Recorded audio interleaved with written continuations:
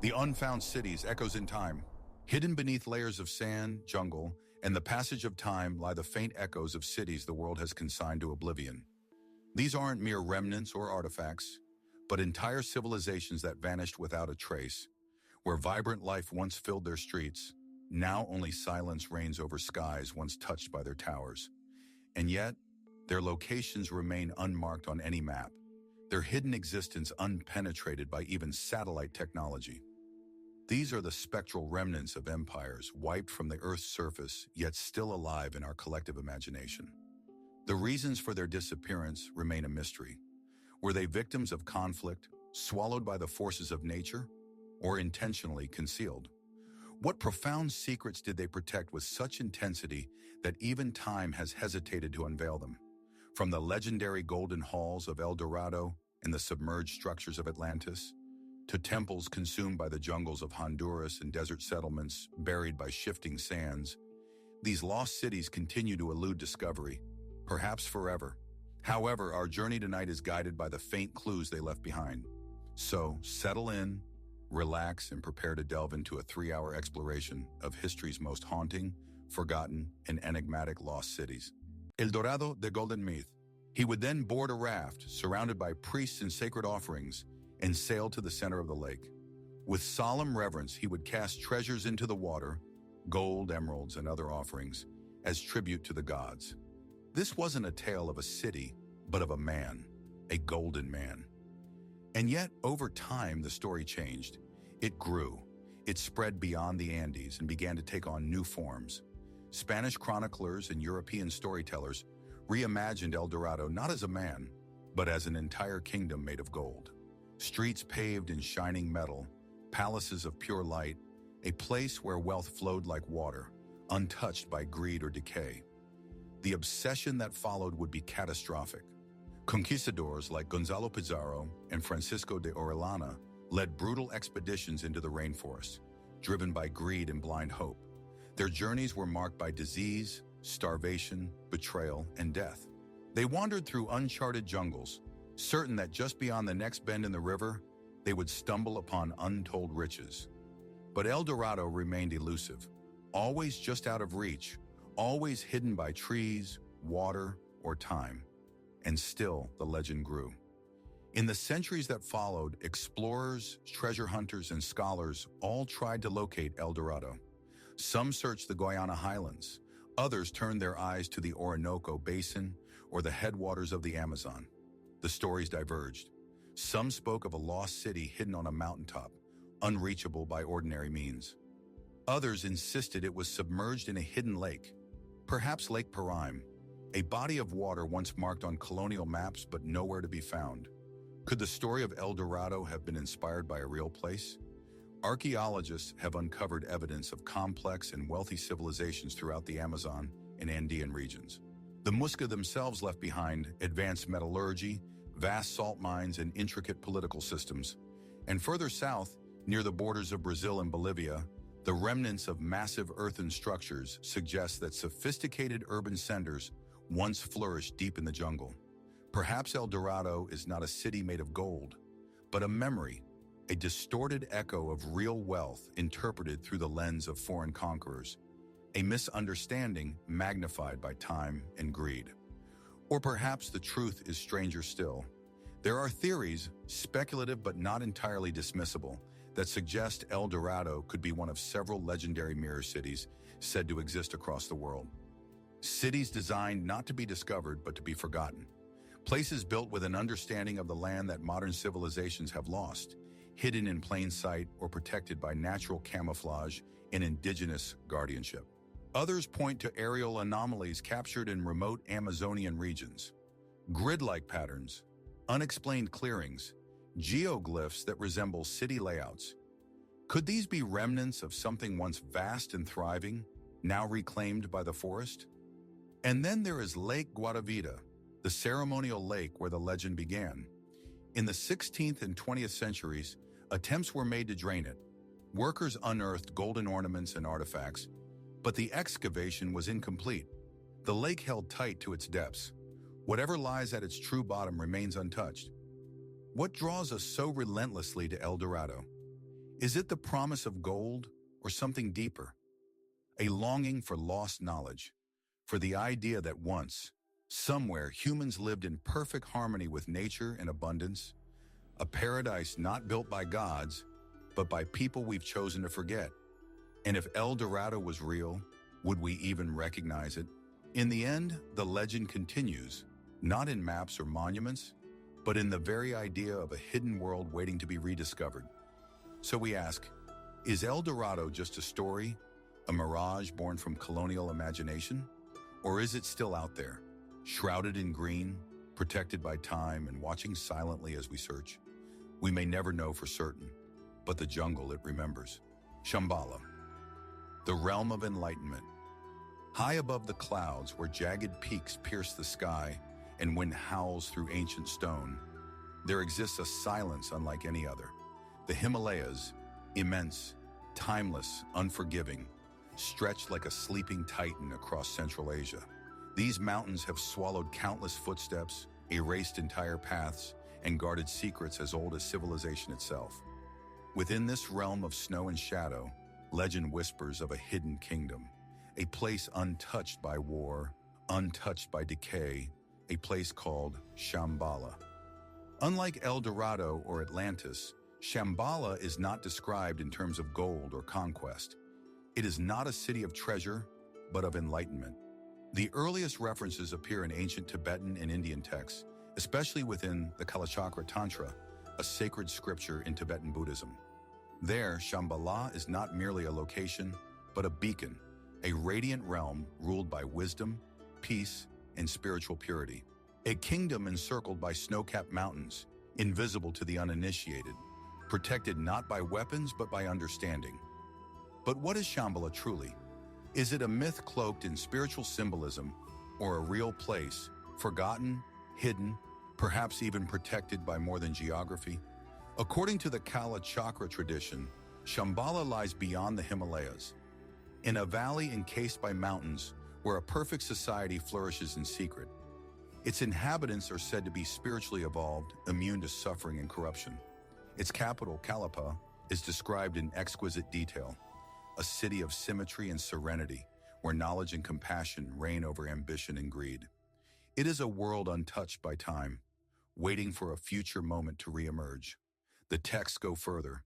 They speak of a prophecy that one day, when the world falls into chaos and moral decline, the king of Shambhala will rise and lead an army of righteousness to cleanse the darkness and restore balance. To some, this is allegory. To others, it is a warning. Western explorers became aware of Shambhala in the 19th century when translations of Eastern texts began to circulate in Europe. The legend captivated mystics, scholars, and spiritual seekers alike. In the early 20th century, the Russian artist and philosopher Nicholas Roerich led expeditions across Central Asia, claiming he received guidance from local lamas about the hidden kingdom's whereabouts. Roerich was not alone.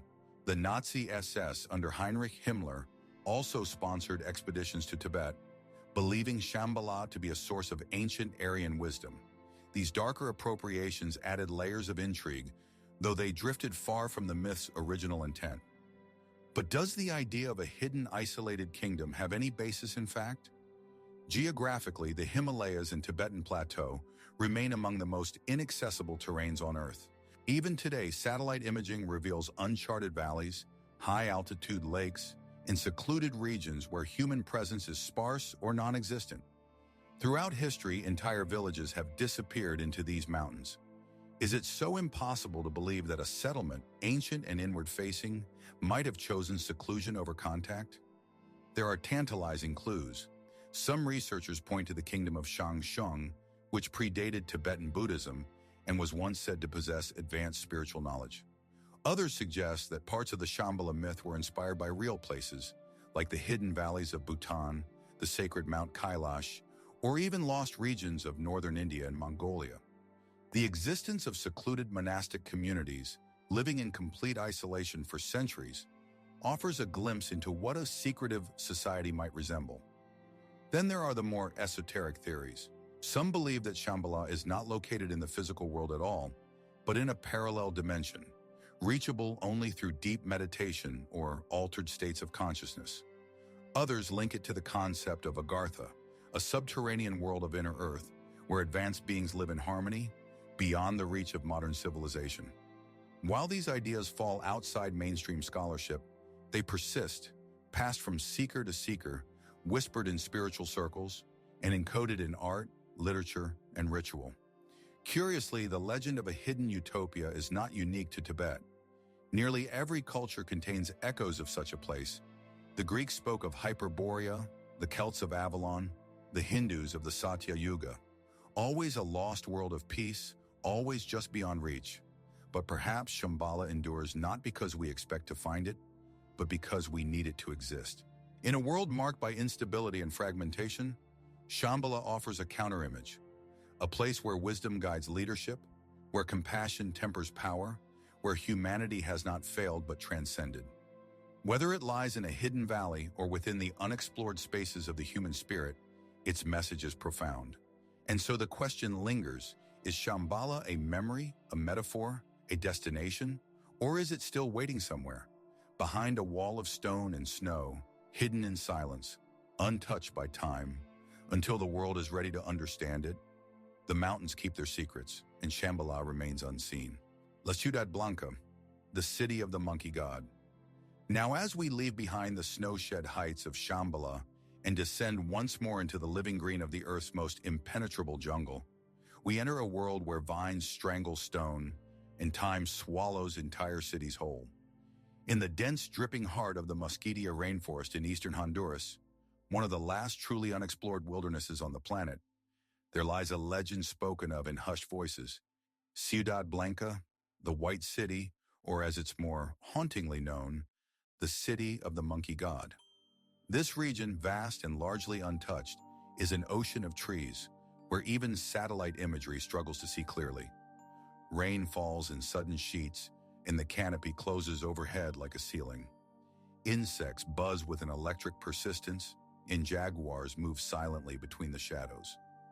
To walk here is to walk back in time, into a place where human history once thrived and then vanished. For centuries, indigenous peoples spoke of a lost city buried deep within this jungle, a place of great wealth, abandoned in a single day. Some versions say it was cursed, others that its people fled a terrible plague. And at the center of the tale always was the image of a strange deity, a powerful creature, half man, half monkey, worshipped with reverence and fear. Spanish conquistadors too recorded whispers of this city as early as the 16th century, though none ever claimed to have seen it. The jungle was too thick, the terrain too unforgiving, and so the legend endured, passed from voice to voice, surviving for centuries without physical proof. Then in 2012, something remarkable happened. A team of scientists and archaeologists, working with advanced LIDAR, light detection and ranging technology, conducted a scan of the Mosquitia region from the air. What they discovered beneath the treetops astonished them. Clear evidence of geometric structures, plazas, pyramidal shapes, and mounded earthworks, all buried under the forest floor. Man-made and unmistakable. In 2015, a ground expedition led by American explorer Steve Elkins confirmed what the data suggested. They found elaborate stone sculptures, including one with a carved animal head. Some believe it to be a jaguar, others claim it resembled a monkey. Was this the fabled White City? Had the city of the monkey god finally been found? The media quickly seized the story. Headlines hailed the discovery of a lost civilization, but archaeologists urged caution. What had been found was indeed astonishing, but it was only the beginning. No one yet knows who built the city, how large it once was, or why it disappeared. It may not have been a single city at all, but part of a larger forgotten culture that once flourished across the region. And then, just as intrigue reached its peak, something strange happened. Members of the expedition team began falling ill. Several were diagnosed with a rare parasitic disease, mucocutaneous leishmaniasis, that eats away at the flesh. It's a disease carried by sandflies and found in deep jungle regions. But to many it seemed like more than coincidence. Whispers of a curse resurfaced, echoes of ancient warnings that those who entered the city would suffer. It's here that the boundary between history and myth begins to blur. Who were the people who built the city of the monkey god? There is no known written language, no deciphered record. The artifacts suggest a society both sophisticated and symbolically rich, yet entirely distinct from the better-known Maya civilization to the west. Some theorists have speculated that this culture may have practiced human sacrifice, possibly to animal deities, though the evidence remains sparse and inconclusive. And what of the monkey god itself? In many Mesoamerican cultures, monkeys held symbolic significance, often associated with playfulness, creativity, or mischief. But the legends of this city describe something darker, a protector, a punisher. Was this being a misunderstood deity or something else entirely? Some fringe theories even point to a surviving memory of hybrid beings or ancient genetic manipulation. Ideas often dismissed by scholars, yet still persistent in popular imagination. Others suggest a more grounded, yet no less mysterious explanation, that the monkey god was a powerful local ruler, deified over time, or a shaman figure who wore the mask of a monkey as part of ceremonial rites. The truth, as with so many aspects of this story, remains elusive. Today, the exact location of the site is kept secret to protect it from looters and destruction. Very little excavation has occurred. The jungle, relentless and patient, continues to reclaim what was briefly exposed. Nature, it seems, is not yet ready to surrender the full story, but the questions linger. Why was this city abandoned? What happened to its people? And how much remains buried beneath the layers of earth and time? In the stillness of the Mosquitia, where every tree might conceal a wall, a sculpture, or a forgotten god, the city of the monkey god waits. Perhaps it always has. And we are left to wonder, have we glimpsed only a fragment of what was once a vast and complex civilization? Or is the true heart of the legend, whatever it may be, still hidden deeper in the jungle, beyond the reach of LiDAR, maps, and even imagination? The forest does not answer. It only watches.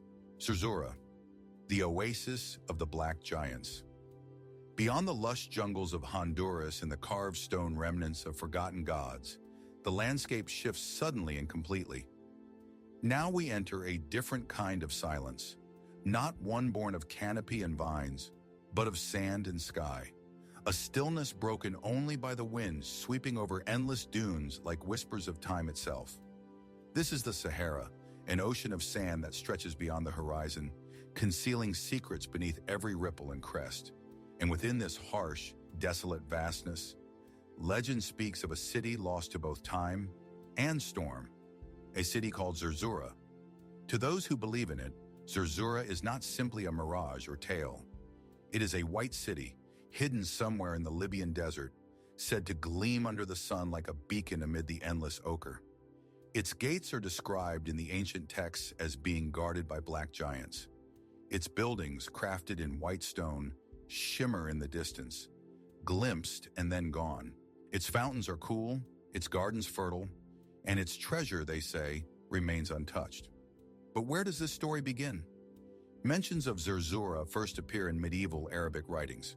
A 13th century manuscript known as the Kitab al-Kanz, or the Book of Hidden Treasures, refers to a lost oasis city called Zerzura, located somewhere west of the Nile.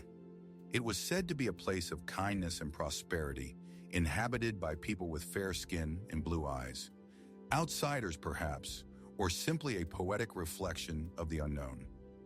Later accounts by Islamic historians and desert travelers added more layers to the mystery. They spoke of a valley, fertile and isolated, protected by steep cliffs and accessible only by those who knew the paths carved by time and wind. Some described ruins scattered across the Egyptian-Libyan borderlands, broken walls, pottery shards, dry wells, all hints of what may have once been. Yet for centuries, Zerzura remained a rumor, an idea passed between caravan leaders, whispered in the shadow of sandstorms, or etched faintly on faded maps marked Terra Incognita.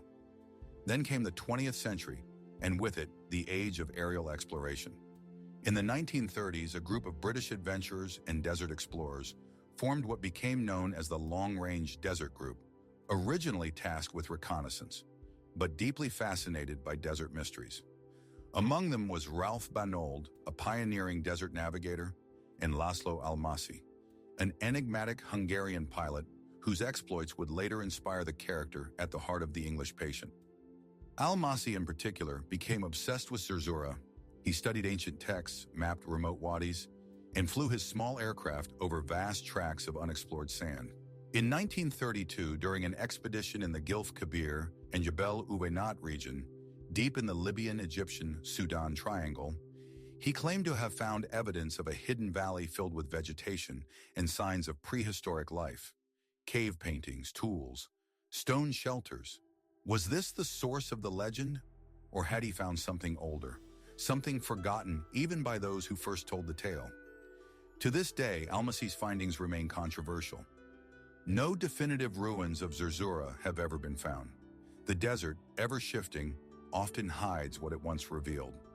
Some believe Zerzura may have been a real oasis, long since dried up or buried beneath centuries of sand. Others suggest it was never a single city, but a fusion of multiple tales, oases remembered, renamed, and romanticized. But not all agree that Zerzura was a place at all. Some interpretations frame it as a metaphor, a paradise of the soul, a spiritual destination reachable only by those who have mastered both the landscape and themselves. In this view, the desert becomes a trial, and the city a reward for perseverance, wisdom, or purity, a vision seen only by the worthy or the lost. And then, as always, there are the more fringe possibilities, that Zerzura was an outpost of an unknown ancient civilization, that its people were survivors of a forgotten cataclysm or travelers from far beyond Africa. Some point to the architectural similarities between remote Saharan ruins and those found further east, asking whether ancient trade routes might have connected distant cultures in ways we have yet to fully understand. Others suggest extraterrestrial intervention, or time slips, or deliberate concealment by secret societies. The theories multiply, as they always do, when evidence is scarce and curiosity is high. What is certain, however, is that the Sahara is vast beyond comprehension. Satellite imaging continues to reveal anomalies, subsurface structures, dry riverbeds, unnatural alignments. Even with today's technology, much of it remains unexplored. A single storm can erase years of footprints. A single dune can bury a city. So the question remains, is Zerzura real? A forgotten kingdom nestled in a remote valley, guarded by cliffs and time, or a mirage made of memory? A story told to bring hope to the hopeless as they cross the most merciless land on earth? And if it is real, has it already been found and mistaken for something else? Or does it still lie hidden, waiting for one last gust of wind to shift the sand and reveal the gates once described in ancient prose? Somewhere out in the silent blaze of the desert, the truth may still be resting, untouched, unspoiled, and unknown. The lost city of Z Fawcett's quest into the unknown. The jungle breathes. In the depths of the Amazon, far from the last outpost of civilization, there is a place where the trees grow impossibly tall, their branches forming a canopy so dense that daylight barely reaches the forest floor. The air is heavy with moisture, the ground soft with decay, and every sound, every insect hum, every bird call feels amplified, as if the jungle itself is listening. Here, amid a labyrinth of rivers, cliffs, and uncharted terrain, one of the 20th century's most enduring mysteries took root. It is known simply as the Lost City of Z. The legend begins with the British explorer, Colonel Percy Harrison Fawcett, a man equal parts soldier, surveyor, and seeker.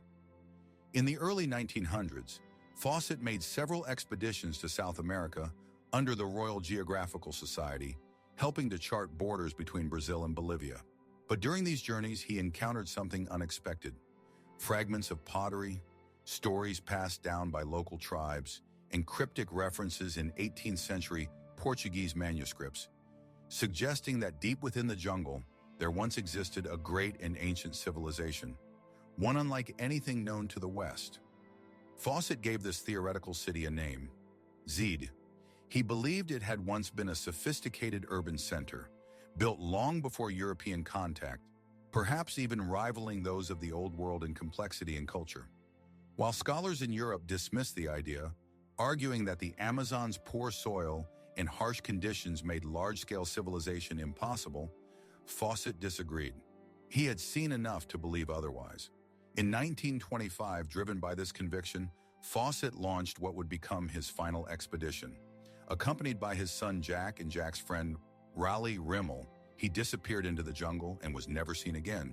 Their vanishing became legend. Over the years, dozens of search parties followed, some returning empty-handed, others vanishing themselves. The jungle swallowed all, and with each passing year, the myth of the lost city of Z only grew. What exactly was Fawcett chasing? Some believed Z to be an Amazonian El Dorado, a city of immense wealth. Others saw it as a spiritual mission. Fawcett, increasingly mystical in his letters, spoke of great spiritual centers and higher civilizations. Some even speculated that he was seeking not just a city, but a portal to another world. A theory fueled by the cryptic tone of his final writings and the secrecy surrounding his route. And yet, for all the mystery surrounding Fawcett himself, his core idea, that the Amazon once hosted complex urban societies, has in recent years begun to find support in the very science that once refuted it. In the early 2000s, archaeologists uncovered massive earthworks in the Brazilian state of Acre. Circular enclosures, straight roads, causeways, evidence of organized settlements hidden beneath centuries of jungle growth.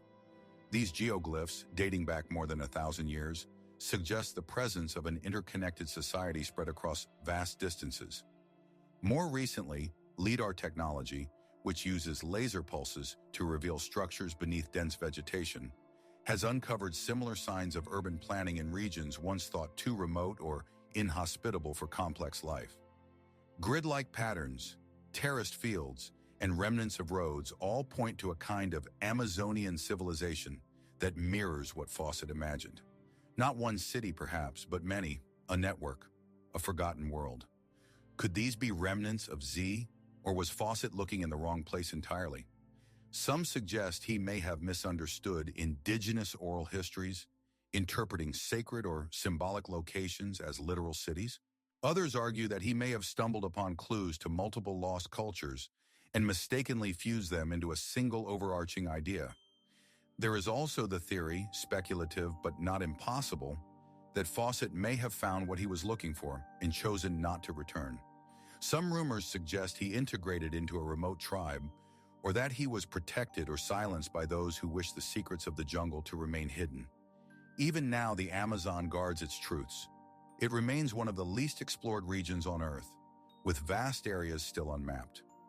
Each year, new archaeological discoveries are made, fragments of a larger story slowly coming into view. But one cannot help but wonder, if Z does exist, or did, what would it mean for our understanding of human history, of the assumptions long held by scholars about primitive peoples and civilized centers? Would it reshape the way we view the Amazon, not as an untouched wilderness, but as a land once sculpted by human hands? And what too of Fawcett? Was he merely a romantic chasing illusions into the green abyss? Or was he right all along, one man willing to risk everything in pursuit of a forgotten truth the jungle has never told? But somewhere, perhaps beneath layers of soil and vine, the foundations of Z still remain. Not just a lost city, but a lost idea. An invitation to remember that even in the most remote corners of the earth, history may still be hiding, waiting to be found. Aztlan, the Aztec homeland. As we leave behind the tangled green silence of the Amazon and the enduring mystery of the lost city of Z, we turn our gaze northward, across deserts, mountains, and valleys, toward a story etched in both myth and migration. In the heart of ancient Mesoamerica, where great empires once rose and fell, there lingers the tale of a homeland lost to time, a sacred origin point, a place spoken of in reverence and mystery. It is called Aztlan. To the Aztecs, who referred to themselves as the Mexica, Aztlan was more than a distant land. It was the beginning of everything. According to their origin stories, Aztlan was the ancestral home from which 7 Nahua tribes emerged, a place of white herons and abundant waters, of caves and temples, of sacred lakes reflecting the sun. From this mythic land, they began a long pilgrimage that would ultimately lead them to the Valley of Mexico, where they would found one of the most powerful civilizations in the pre-Columbian Americas. Tenochtitlan, the city upon the lake. But where was Aztlan? Was it ever a real place? The Aztec codices, ancient painted manuscripts, offer clues, though never definitive ones. The Codex Boturini, for instance, depicts the Mexica's departure from Aztlan, a canoe gliding across water, figures stepping out toward an uncertain journey. The codices describe 7 caves or Chicamastok from which the tribes emerged. These images are symbolic, rich with meaning, but frustratingly ambiguous when it comes to geography.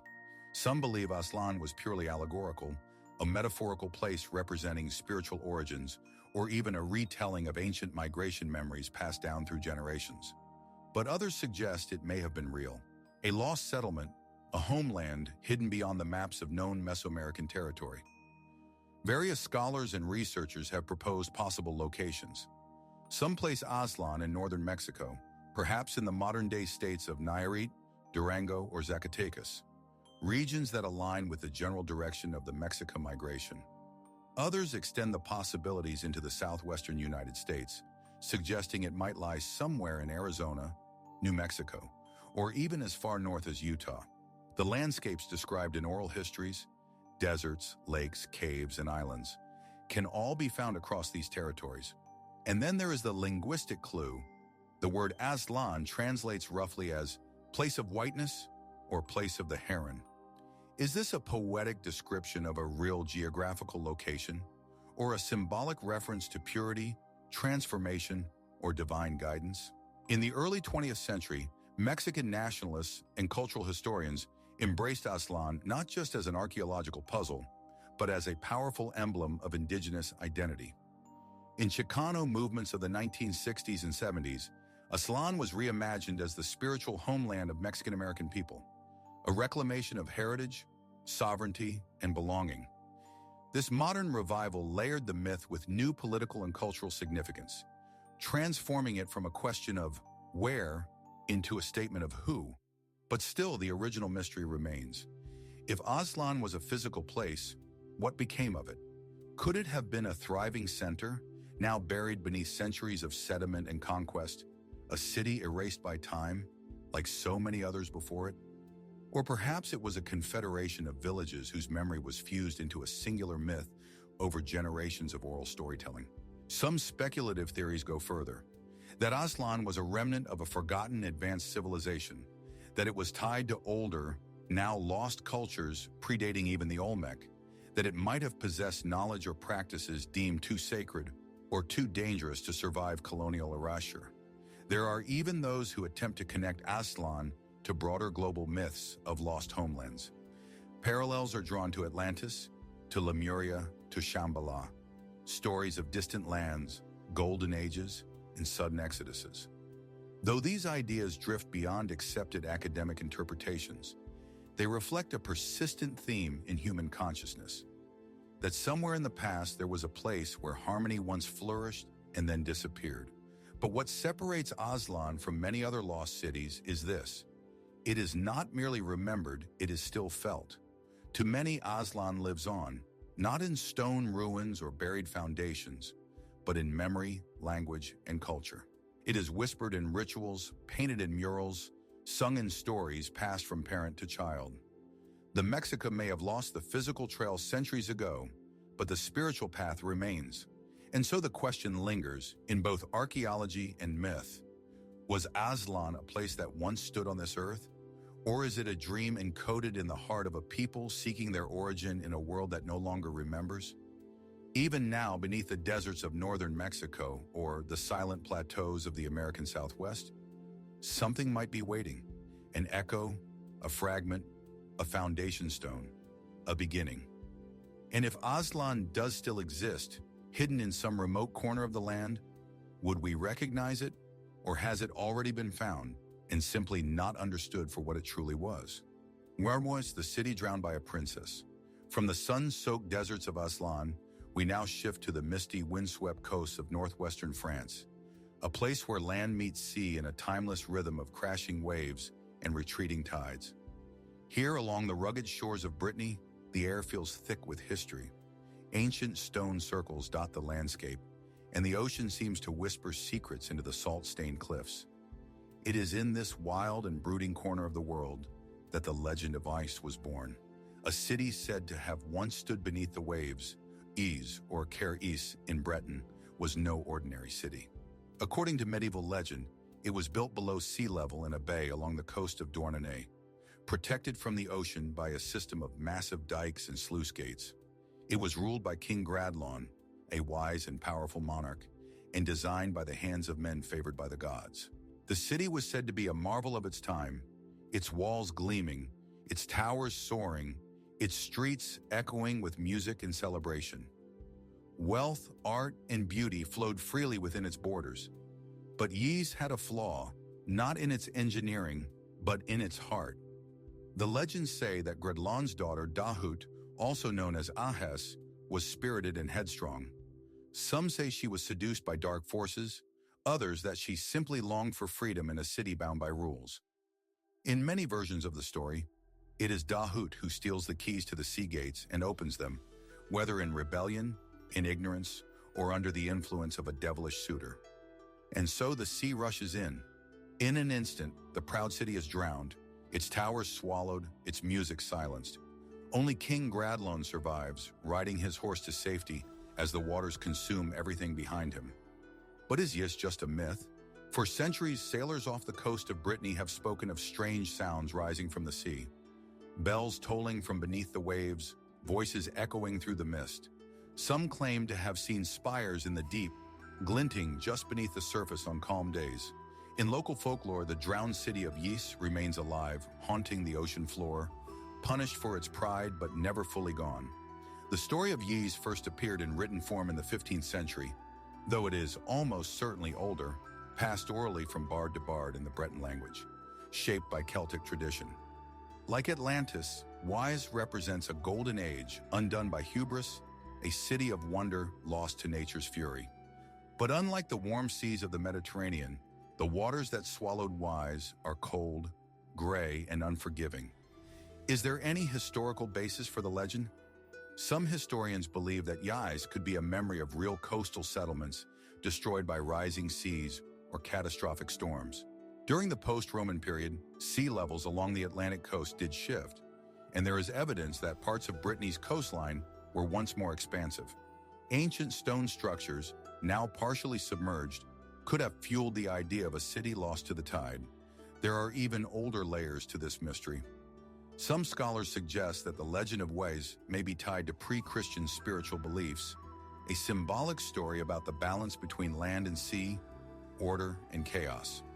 In this interpretation, Dahut becomes not a villain, but a priestess figure whose rebellion represents the end of one era and the beginning of another. Others have noted intriguing parallels between Ys and stories found elsewhere in Europe. In Wales, the legend of Cantre'r Gwaelod tells of a sunken kingdom with eerily similar themes: gates, betrayal, a drowned city. In Ireland, the myth of Tir na Nog, the land beneath the waves, echoes the same idea. Could these be fragments of a shared cultural memory, scattered across Celtic lands and refracted through time? More speculative theories have emerged as well. Some suggest that Ys was not a city in the literal sense, but a spiritual or symbolic realm, perhaps a forgotten center of knowledge or an early cultural hub, erased not by water but by conquest or assimilation. There are even those who see in the story of Ys a hidden allegory for the fall of ancient matriarchal societies, buried beneath the rise of patriarchal rule and reinterpreted by later Christian chroniclers. And still, the sea keeps its secrets. No archaeological evidence has confirmed the existence of Ys, yet the legend persists, alive in songs, poems, and local belief. Churches in Brittany still bear statues of King Gradlon. The coastline around Douarnenez is filled with names and symbols that recall the drowned city. And every now and then, on particularly quiet nights, the locals say you can hear bells tolling far out at sea. What draws us to tales like Ys? Perhaps it is the enduring allure of what has been lost, a longing for a time when art and nature coexisted in delicate harmony until human ambition tipped the scale. Or perhaps it's something more, an unconscious recognition that the sea does not only swallow but preserve, that beneath the surface something may still remain. And so the question lingers, was Ys ever real or is it a story created to explain something older and more complex than we can now remember? In the swirling mists of the Breton coast, between the tides and the fog, the line between fact and myth becomes as fluid as the sea itself. Lemuria, the continent that sank. As the echoes of wasps fade into the mist and the tide retreats once more from Brittany's haunted shores, we travel far across the oceans, past India's southern tip, beyond the Maldives and into the vast expanse of the Indian Ocean. Here the waters stretch wide and deep, calm in places, violent in others, holding within them an enigma that has stirred scientific debate, spiritual speculation, and imaginative wonder for over a century. It is the mystery of Lemuria, a lost continent said to have once spanned the Indian and Pacific Oceans, now vanished beneath the sea. Unlike most ancient lost cities, Lemuria began not as myth, but as a scientific hypothesis. In the mid-19th century, zoologists and geologists were grappling with a problem: the curious distribution of certain species, particularly lemurs. Fossils and living populations of these small primates were found in Madagascar and parts of India, but strangely not in mainland Africa or the Middle East, which geographically lay between them. To explain this, British zoologist Philip Sclater proposed the existence of a now-submerged landmass that once connected Madagascar, India, and parts of Southeast Asia. He named it Lemuria after the lemurs themselves. In this model, Lemuria served as a kind of biological bridge, allowing species to migrate and evolve before the land eventually sank beneath the ocean. The idea gained traction for a time. Before plate tectonics and continental drift were fully understood, many scientists embraced the concept of sunken continents as explanations for puzzling fossil records and geographical anomalies. But by the mid-20th century, as modern geology advanced and the movement of tectonic plates became a proven mechanism, Lemuria was largely discarded from academic theory. And yet the story didn't die. In fact, it began a second life, this time not in the halls of science, but in the pages of esoteric texts and mystical traditions. Spiritual thinkers of the late 19th and early 20th centuries, particularly those influenced by theosophy, reimagined Lemuria as a cradle of ancient wisdom. Helena Blavatsky and other theosophists described it not as a simple land bridge, but as the homeland of an advanced, now extinct race of beings. Early humans, or proto-humans, endowed with spiritual insight and deep connection to the cosmos. These Lemurians were said to have lived in harmony with nature, guided by intuition and higher consciousness, long before the rise of modern civilizations. According to these teachings, Lemuria was not destroyed by war or conquest, but by natural cataclysm, earthquakes, volcanic eruptions, and the slow swallowing of land by the sea.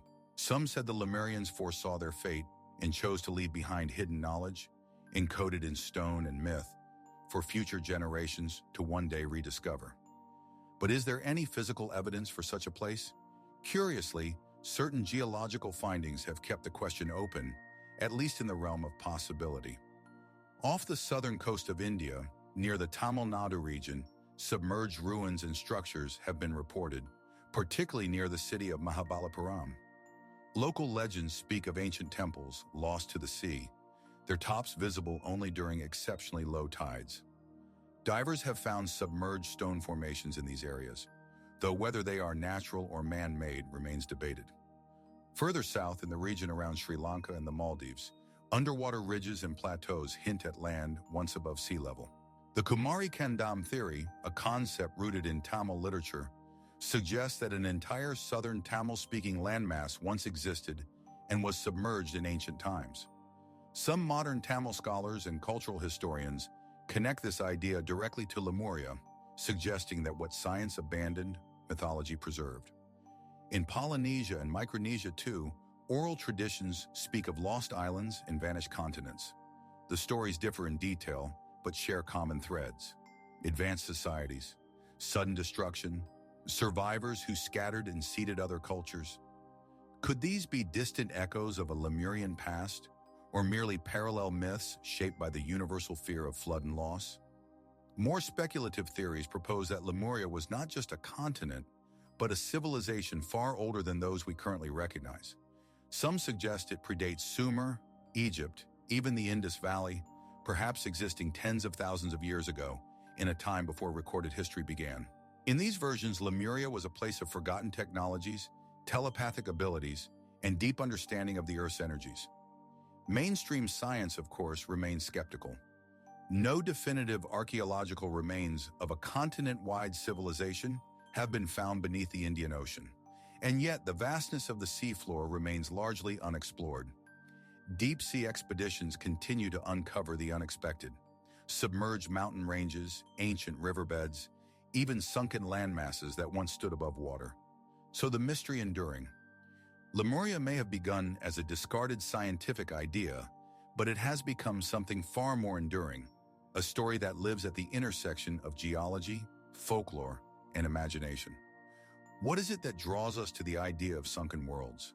Is it the allure of lost wisdom, a deep-seated memory encoded in myth, or simply a human fascination with what lies just beyond the reach of certainty? Perhaps somewhere beneath the waves, the traces of a forgotten land still remain, buried under layers of sediment and time, waiting for a moment of rediscovery. Or perhaps Lemuria was never a place at all, but a symbol, a reminder of how much we have yet to understand, not only about the world beneath us, but the one behind us. Helike, the city swallowed by an earthquake.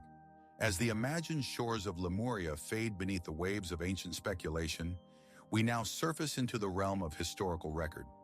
A city once real, once thriving, and then, in a single night, lost to the sea. Unlike the distant and speculative lands we've explored before, this city left behind echoes not only in myth, but in written accounts, coins, and architecture. And yet, for centuries, it too remained hidden beneath the earth. This is the story of Helike, the city that disappeared beneath the waves of the Corinthian Gulf, and whose silence haunted the ancient world. Helike was once a proud and powerful polis in classical Greece, located in the northern Peloponnese near the Gulf of Corinth. In its prime, it was the head of the Achaean League, a coastal city whose influence stretched across neighboring regions. Its people worshiped Poseidon, the god of the sea and earthquakes, and the city's great temple to him was famed across the Greek world. Helike minted its own coins, featuring the trident of Poseidon, and was regarded as a flourishing center of culture, commerce, and religion. But all of that would come to an end on a winter night around 323 BC. According to ancient historians like Diodorus Siculus and Pausanias, a powerful earthquake struck the region without warning. The ground split open, buildings crumbled, and a great roaring sound echoed across the land. Almost immediately, a massive wave followed, most likely a tsunami, crashing through the city and sweeping it into the sea. By morning, Helike was gone. Not damaged, not partially destroyed. Gone. What followed was silence. No survivors, no ruins visible from shore. Fishermen later reported catching their nets on submerged columns and statues beneath the gulf, but the city itself had vanished. To the Greeks, the destruction of Helike became a solemn warning. Some believed it was divine retribution, punishment for impiety, for hubris, or for failing to heed the signs of nature. Others saw in its sudden erasure the terrifying power of the gods, especially Poseidon, whose temple had once stood at the heart of the city. The tale of Helike would later influence philosophical and literary traditions, echoing even in Plato's description of Atlantis, written just a few years later. A powerful city swallowed by the sea in a single day. Sound familiar? But for nearly 2,000 years, Helike's exact location remained a mystery, despite historical accounts, maps, and the general consensus that it had stood near the Gulf of Corinth. No one could find the ruins. Expeditions were launched over the centuries and theories abounded. Had the city sunk deep into the Gulf, or had it been buried inland by sediment carried by rivers and landslides? Then in the early 1990s, a team led by Greek archaeologist Dora Katsonopoulou and American geologist Stephen Soter began a new investigation, combining ancient texts with modern science. Their approach was careful, methodical, using core drilling, soil analysis, and ground-penetrating radar. What they found changed everything. A few kilometers inland, beneath layers of silt and gravel, they uncovered ruins, streets, foundations, walls, pottery, all matching the time period and descriptions of Helike. Incredibly, the city had not been entirely submerged in deep water, but rather sunk into the soft, waterlogged delta of the nearby Salinas River. Over centuries, earthquakes and sedimentation had transformed the landscape, hiding the city beneath what became farmland and wetlands. This discovery confirmed that the story of Helike was not myth, but memory, preserved in ancient writings and finally validated by the land itself. But even with this breakthrough, questions remain. What exactly caused the city to collapse so completely? Geological studies suggest a phenomenon known as soil liquefaction, where an earthquake causes saturated ground to behave like a liquid, undermining foundations and swallowing structures whole. This, combined with a tsunami triggered by the quake, could explain Helike's rapid disappearance. Still, some archaeologists believe that only a portion of the city has been uncovered. Other sections may still lie beneath nearby fields or even further toward the Gulf. Artifacts continue to be unearthed. Coins, ceramics, household items, all quietly telling the story of a day that shattered a civilization. And what of the deeper layers? Beneath the ruins of classical Helike, researchers have found evidence of earlier Bronze Age settlements, suggesting that this location has long been favored for settlement and equally long vulnerable to destruction. Are there even older stories waiting to be discovered below? Some fringe theorists have taken the Helike narrative further, linking it to older flood myths or suggesting that it was once part of a larger, forgotten civilization stretching across the Mediterranean. These claims are not supported by mainstream archaeology, but they reflect a broader human impulse to connect the fall of one city with the mysteries of many. Because Helike, unlike so many legendary cities, is both a parable and a proof. It is a rare example of a lost city whose destruction was witnessed, recorded, and finally rediscovered. A place where myth and fact converge. A city that slept beneath the earth for over 2 millennia, not in silence, but in waiting.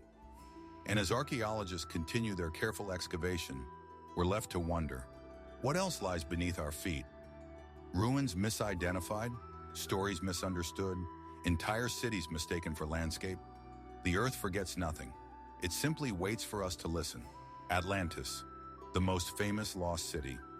As the ruins of Helike emerge from layers of earth and myth, offering proof that not all ancient catastrophes belong to legend alone, we arrive now at the most enduring mystery of them all. A name that echoes through time, invoked in every corner of the world where the sea meets land and the past meets imagination. A city so vast, so advanced, and so suddenly lost that it has become the symbol of every civilization swallowed by nature or pride. This is the story of Atlantis. According to the ancient Greek philosopher Plato, Atlantis was not merely a city, but a powerful island empire, larger than Libya and Asia combined, situated beyond the Pillars of Heracles in the vast Atlantic Ocean. In his dialogues Timaeus and Critias, written around 360 BC, Plato describes an extraordinary civilization. Its people lived in grand concentric rings of land and water, surrounded by canals, bridges, and tall gates. Towering temples, gleaming walls, and an acropolis dedicated to Poseidon crowned the city's center. The Atlanteans, he wrote, were wealthy, technologically advanced, and militarily mighty. But over time, they grew corrupt. Their ambition outpaced their wisdom. And so in a single day and night of misfortune, Atlantis vanished beneath the sea. Was Plato recounting a real historical event, or was he crafting an allegory, a cautionary tale about the dangers of hubris, power, and the collapse of moral order? That question has captivated thinkers for over 2 millennia. Plato claimed his account originated from Egyptian priests, passed to the Athenian lawmaker Solon, and eventually preserved through oral tradition. He offered precise measurements and dates, claiming Atlantis had existed 9,000 years before his own time, placing its fall around 9,600 BC. Yet no other known ancient source describes the island. No Egyptian records mention it. No ruins, artifacts, or inscriptions confirm it. For some, this absence points to fabrication. For others, it simply deepens the mystery. Over the centuries, countless locations have been proposed as the true site of Atlantis. Some believe it lies beneath the waves of the Mediterranean, identifying the Minoan civilization of Santorini, Thera, as a potential candidate. Around 1600 BC, the island suffered one of the largest volcanic eruptions in human history, triggering tsunamis, collapsing cities, and sending the advanced society into decline. The ruins of Akrotiri, with its multi-story buildings, art, and plumbing, offer a glimpse of a culture once thought lost. Could Plato's tale be a memory of this disaster, distorted by time and distance? Others look to the Strait of Gibraltar, interpreting Plato's Pillars of Heracles literally and searching the Atlantic for signs of submerged cities. Expeditions off the coasts of Spain, Morocco, the Azores, and even the Caribbean have uncovered curious formations, sunken stone structures, and underwater anomalies, though none have been conclusively linked to Atlantis. More speculative theories place the lost city in Antarctica, buried beneath ancient ice sheets, or beneath the Sahara, where some point to the mysterious Eye of the Sahara, also known as the Risha structure, as matching Plato's description of concentric rings. This massive, naturally formed geological feature is visible from space and eerily reminiscent of the city's layout as described in the dialogues.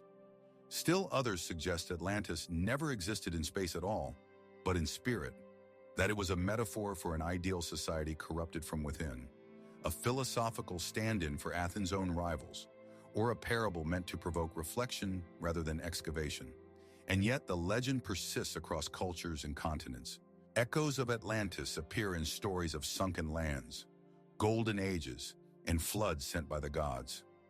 From the submerged ruins of Dwarka in India to the tales of Kumari Kandam in Tamil tradition, and even in Native American legends of lost lands and drowned cities, humanity seems to share a collective memory, real or imagined, of civilizations undone by water. In recent years, satellite imagery and deep-sea mapping have brought new eyes to old theories. As we continue to chart the ocean floor and unearth forgotten coastlines, we may be closer than ever to discovering whether Plato's Atlantis was based on a real place, or whether the truth is something far more complex. Perhaps Atlantis never truly existed in a single location. Perhaps it is an amalgam of stories, a symbolic memory of multiple ancient catastrophes, floods, quakes, and extinctions, stitched into a single narrative to help us understand what can happen when civilization outruns its soul. Or perhaps, somewhere beneath centuries of sediment, beneath the restless sea or the shifting sand, the stones of Atlantis still wait. Not as myth, not as metaphor, but as ruins waiting to be found. What would we do if we uncovered them? What lessons would we learn from a people who once mastered architecture, engineering, and empire, only to lose everything to the sea? In the end, Atlantis may remain the perfect mystery, just real enough to pursue, just distant enough to escape. A city lost in the margins between fact and legend, and between history and imagination. And so the question endures, did Atlantis ever truly exist? Or have we, in searching for it, simply revealed the contours of our own forgotten past? Mahendraparvata, the first capital of the Khmer Empire, from the storm-tossed Atlantic and the enduring legend of Atlantis, we now turn inward, into the depths of the jungle, where vines strangle temples and mist clings to the undergrowth, like memory refusing to fade. The air here is thick, almost sacred. Hidden beneath the canopy of Cambodia's Phnom Kulen mountain range, time moves differently. This is a place where history was not just written, but buried. Here lies Mahendraparvata, a city that for centuries existed only in whispers, inscriptions, and the fading outlines of ancient Khmer stonework. A city that until recently was thought to be more legend than reality. Long before the world came to know the grandeur of Angkor Wat, there was Mahendraparvata. Its name means Mountain of the Great Indra, the Hindu god of storms and war. According to ancient inscriptions, it was founded in the 9th century AD by Jayavarman II, the king who laid the foundation for the Khmer Empire. He chose the mountaintop not only for its height and strategic vantage point, but for its spiritual power. To declare himself Chakravartin, a universal monarch, he needed more than an army. He needed divine legitimacy, and the mountain gave him that. For centuries, Mahendraparvata was believed to be the first capital of the Angkorian civilization, a city lost in time, overtaken by forest, spoken of in stone and myth, but no one knew exactly where it was. Explorers in the 19th and 20th centuries noted scattered ruins on Phnom Penh, yet no one could draw a full picture of the city's scope. Trails vanished into the jungle. Carvings crumbled under moss and root. The mountain kept its secret well. That changed in 2012, when a team of archaeologists led by Damien Evans and Jean-Baptiste Chavance took to the skies using LIDAR, a technology that fires laser pulses from aircraft to scan the ground beneath dense vegetation. They revealed something extraordinary. Beneath the forest lay an entire city grid, hidden for over 1,000 years. Roads, canals, reservoirs, temples, foundations of buildings, stretching across the landscape, forming a complex urban system far older and larger than anyone had imagined. What they discovered was astonishing. Mahendraparvata was not just a royal retreat or ceremonial site, it was a city engineered with urban planning centuries ahead of its time. Its road networks followed a geometric precision. Its water management system, dams, barrages, and channels, prefigured the vast hydraulic systems that would later sustain Angkor. And yet the city had all but vanished from historical view. Why? What happened to Mahendraparvata? There are a few clear answers. Some suggest that its location high in the mountains and difficult to access made it less suitable for long-term habitation. Others point to the fragility of its infrastructure. Erosion, deforestation, and shifting soil may have made sustaining a large population unsustainable. It's possible that Mahendraparvata was always meant to be temporary, a sacred birthplace of empire rather than a permanent seat of power. After Jayavarman Sku's death, the center of Khmer civilization gradually shifted toward the plains, where Angkor would rise in splendor. But that doesn't explain the silence that followed. Why did the city fall so thoroughly out of memory? Why did it disappear not only from the land, but from the chronicles? Some fringe theorists suggest the city's abandonment was more than pragmatic. They point to tales of curses, sacred boundaries, and spiritual imbalances. Could Mahendraparvata have been deserted because it was believed to be too sacred or too dangerous to remain? Others muse about hidden knowledge left behind, temples misaligned, or cosmic rituals incomplete. And yet the real mystery lies not just in what was lost, but in what was found. Among the LiDAR scans were patterns, grids too regular to be random, alignments too precise to be accidental. Some scholars believe they reveal not just city planning, but symbolic design, cosmological layouts, sacred geometry embedded in the very architecture of the jungle. Could Mahendraparvata have been more than a city? Could it have been a map of the heavens carved into the earth? Today, much of the site remains unexcavated. Dense jungle, landmines from recent conflicts, and conservation challenges make access difficult. Only fragments have been brought into light. Moss-covered shrines, broken lingas, toppled walls. Yet each discovery opens a new door into the past. Mahendraparvata asks us to reconsider what it means for a city to be lost. Not all disappearances are violent. Some are quiet, gradual, a return to the earth that once gave them form. But the question lingers. How many other cities lie hidden beneath the jungle's silence? How much more did the Khmer Empire know about architecture, water, the cosmos that we have yet to uncover? In the hush of Phnom Kulen's forests, amid the crumbling stones and roots that now cradle them, the past is not gone. It is simply sleeping. And Mahendraparvata, once thought to be a myth, is beginning to awaken.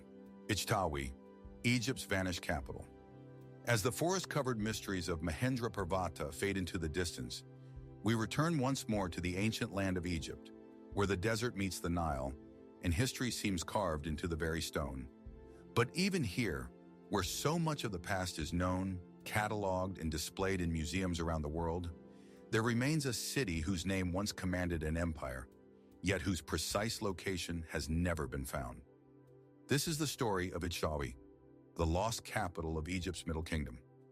The name Ichtawi means Caesar of the Two Lands, a symbolic reference to the unification of Upper and Lower Egypt. It was founded around 1985 BC by Pharaoh Amenemhat, the first ruler of the 12th dynasty, as part of a political and military shift. After centuries of decentralized rule during the First Intermediate period, Egypt was finally reuniting under strong leadership. Amenemhat's decision to move the capital from Thebes to a new location marked the beginning of a new era. But unlike Memphis, Thebes, or even Amarna, whose ruins have left behind walls, temples, and tombs, Ichtawi's precise location remains unknown. We know it existed. We know it was important. But the city itself seems to have vanished. Ancient texts and inscriptions give us only vague hints. Ichtawi is described as having been near the Fayum Oasis, a fertile region west of the Nile, southwest of modern Cairo. The Fayum was a crucial agricultural hub, known for its lakes, canals, and irrigation systems. Choosing this location made strategic sense. It was close to the heart of Egypt, defensible, and rich in natural resources. And yet the capital itself, the seat of power, has never been definitively uncovered. How could a city so central to Egyptian history, so pivotal in shaping one of the country's most stable and prosperous dynasties, simply disappear? Clues have been found, but they lead only to the edges of the mystery. To the north of the Fayum, near El Lisht, archaeologists have uncovered pyramids belonging to Amenemhat III and his son Senusret. These royal tombs are surrounded by mortuary temples and evidence of administrative activity. It's likely that Ichtawi was nearby, possibly connected to these mortuary complexes, as was customary in Egyptian state planning. But so far, no definitive remains of the city itself have come to light.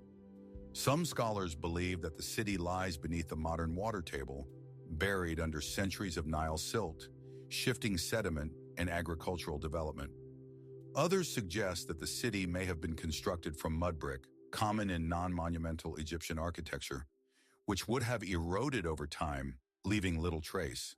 Unlike temples or pyramids which were built to endure, the homes, markets, and barracks of Ichtawi may have simply returned to the earth. But even with these practical explanations, the mystery persists. Why has Ichtawi remained so elusive when we have successfully uncovered far older and less important sites? Could it be that the capital itself was more temporary, designed for administrative functionality rather than religious splendor? Perhaps it was never built to impress, but to control, strategically placed to assert power during a fragile time of reunification. In that case, its disappearance might reflect its very purpose, a city meant to serve, not to endure. Then again, there are more speculative theories. Some researchers have pointed to unexplored areas beneath farmland in the Fayum Basin, suggesting that vast portions of ancient infrastructure may lie undisturbed under modern villages and fields. Aerial photography and ground-penetrating surveys have hinted at rectangular patterns, walls, canals, possible roads that could be remnants of Ichtawi or associated settlements. If so, the city may still be there, preserved in fragments beneath the crops. Others have looked to literature and symbolic geography for answers. Could Ichtawi have been more than a physical location? Some scholars interpret its name as not just a title, but a political statement, the idea of unification made real in brick and stone. Was the city intended to be the earthly reflection of a divine order, aligned with sacred geography, lost to time when its symbolic purpose was fulfilled? And then there are those who wonder what remains beneath the rising waters of Lake Moeris, the Fayum's ancient lake, whose level has changed dramatically over the millennia. Could the capital have been submerged in part or in whole? Could canals, temples, or palaces still lie beneath the reeds, waiting for a shift in water or fortune to bring them to light? Today, the search continues. Archaeologists working in the region continue to piece together fragments, pottery shards, foundations, collapsed walls. But a definitive identification remains elusive, and with every discovery that edges closer, the city seems to retreat further into myth. Yet Ichtawi was real. From here, laws were issued, armies dispatched, temples commissioned. From here, Egypt's Middle Kingdom was shaped into one of its most culturally refined periods, an age of literature, engineering, and internal stability. And so we are left to ask, how can a city so vital, so central, remain invisible? Is it lost forever, its name preserved only in stone while its streets fade into soil? Or is it simply waiting beneath the fields and water, ready to reveal itself to those who know where and how to look? The Nile has carried away much, but not everything, and the silence of Ichtawi may yet speak. Paititi, the last Inca refuge. As the sands of Egypt settle over the vanished footprints of Ichtawi, we now cross a continent and plunge once more into the deep green heart of the Americas. South of the Andes, where the mountain ridges descend into a sea of rainforest and mist, there lies a region shrouded in silence, a place where thick canopies conceal the sky and ancient trails vanish into vines and undergrowth. Here in the vast wilderness that spans Peru, Bolivia, and Brazil, legend speaks of a hidden city, a place of gold and resistance, a final refuge. Its name is Paititi. For centuries, Paititi has existed at the edges of memory and map. According to Andean lore, it was a wealthy, fortified city, hidden in the remote jungles east of the Andes, built by the Incas or perhaps their predecessors as a sanctuary from the advancing Spanish conquest. When the empire began to fall, it is said its last loyalists fled into the forest, carrying with them sacred objects, treasures, and knowledge. There, beyond the reach of empire and sword, they created a new home, a city lost not to time, but to protection. But where exactly is Paititi? That question has haunted explorers since the first whispers of its name reached colonial ears. In the 17th century, a Jesuit missionary named Andrés López claimed to have gathered reports of a powerful indigenous city east of Cusco, rich in gold and ruled by native kings. His letters describe not just abundance, but organization, a true city-state functioning far from the eyes of the outside world. These writings would go on to inspire generations of treasure hunters, scholars, and adventurers. Some believe Paititi might lie within the Madre de Dios region, near the headwaters of the Amazon. Others placed it near the Beni River in Bolivia, or deep in the Vilcabamba Range, where the Incas mounted their final resistance. Over time, these theories evolved into expeditions. Dozens have entered the jungle. Few have returned with answers. And yet, clues persist. The most credible links to Paititi come not from fantasy, but from fragments of real history. In 1911, Hiram Bingham uncovered the ruins of Machu Picchu, another city long forgotten, perched on a mountaintop and cloaked in cloud forest. Though not Paititi, its discovery confirmed what had long been dismissed, that the Incas had indeed hidden cities from the world, protected by terrain and time.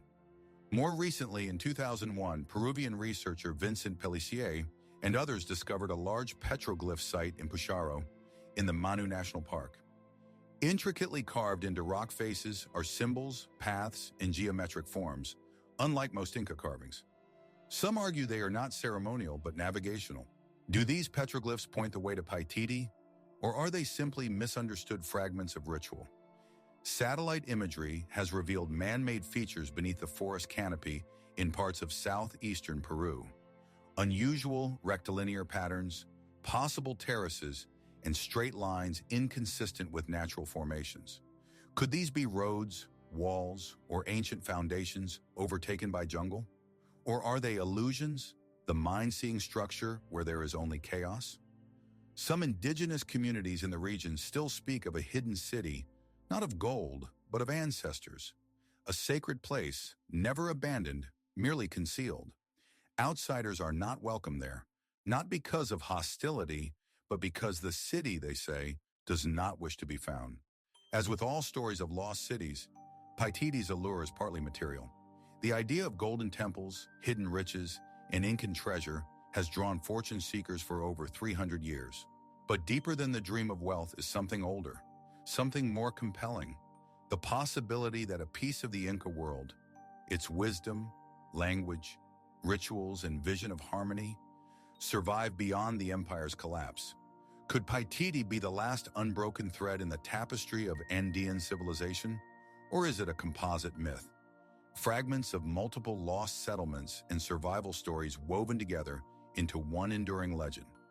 Some have speculated that Paititi may have been a code, not a city, a name given to a state of being, a sacred space of cultural continuity rather than a physical location.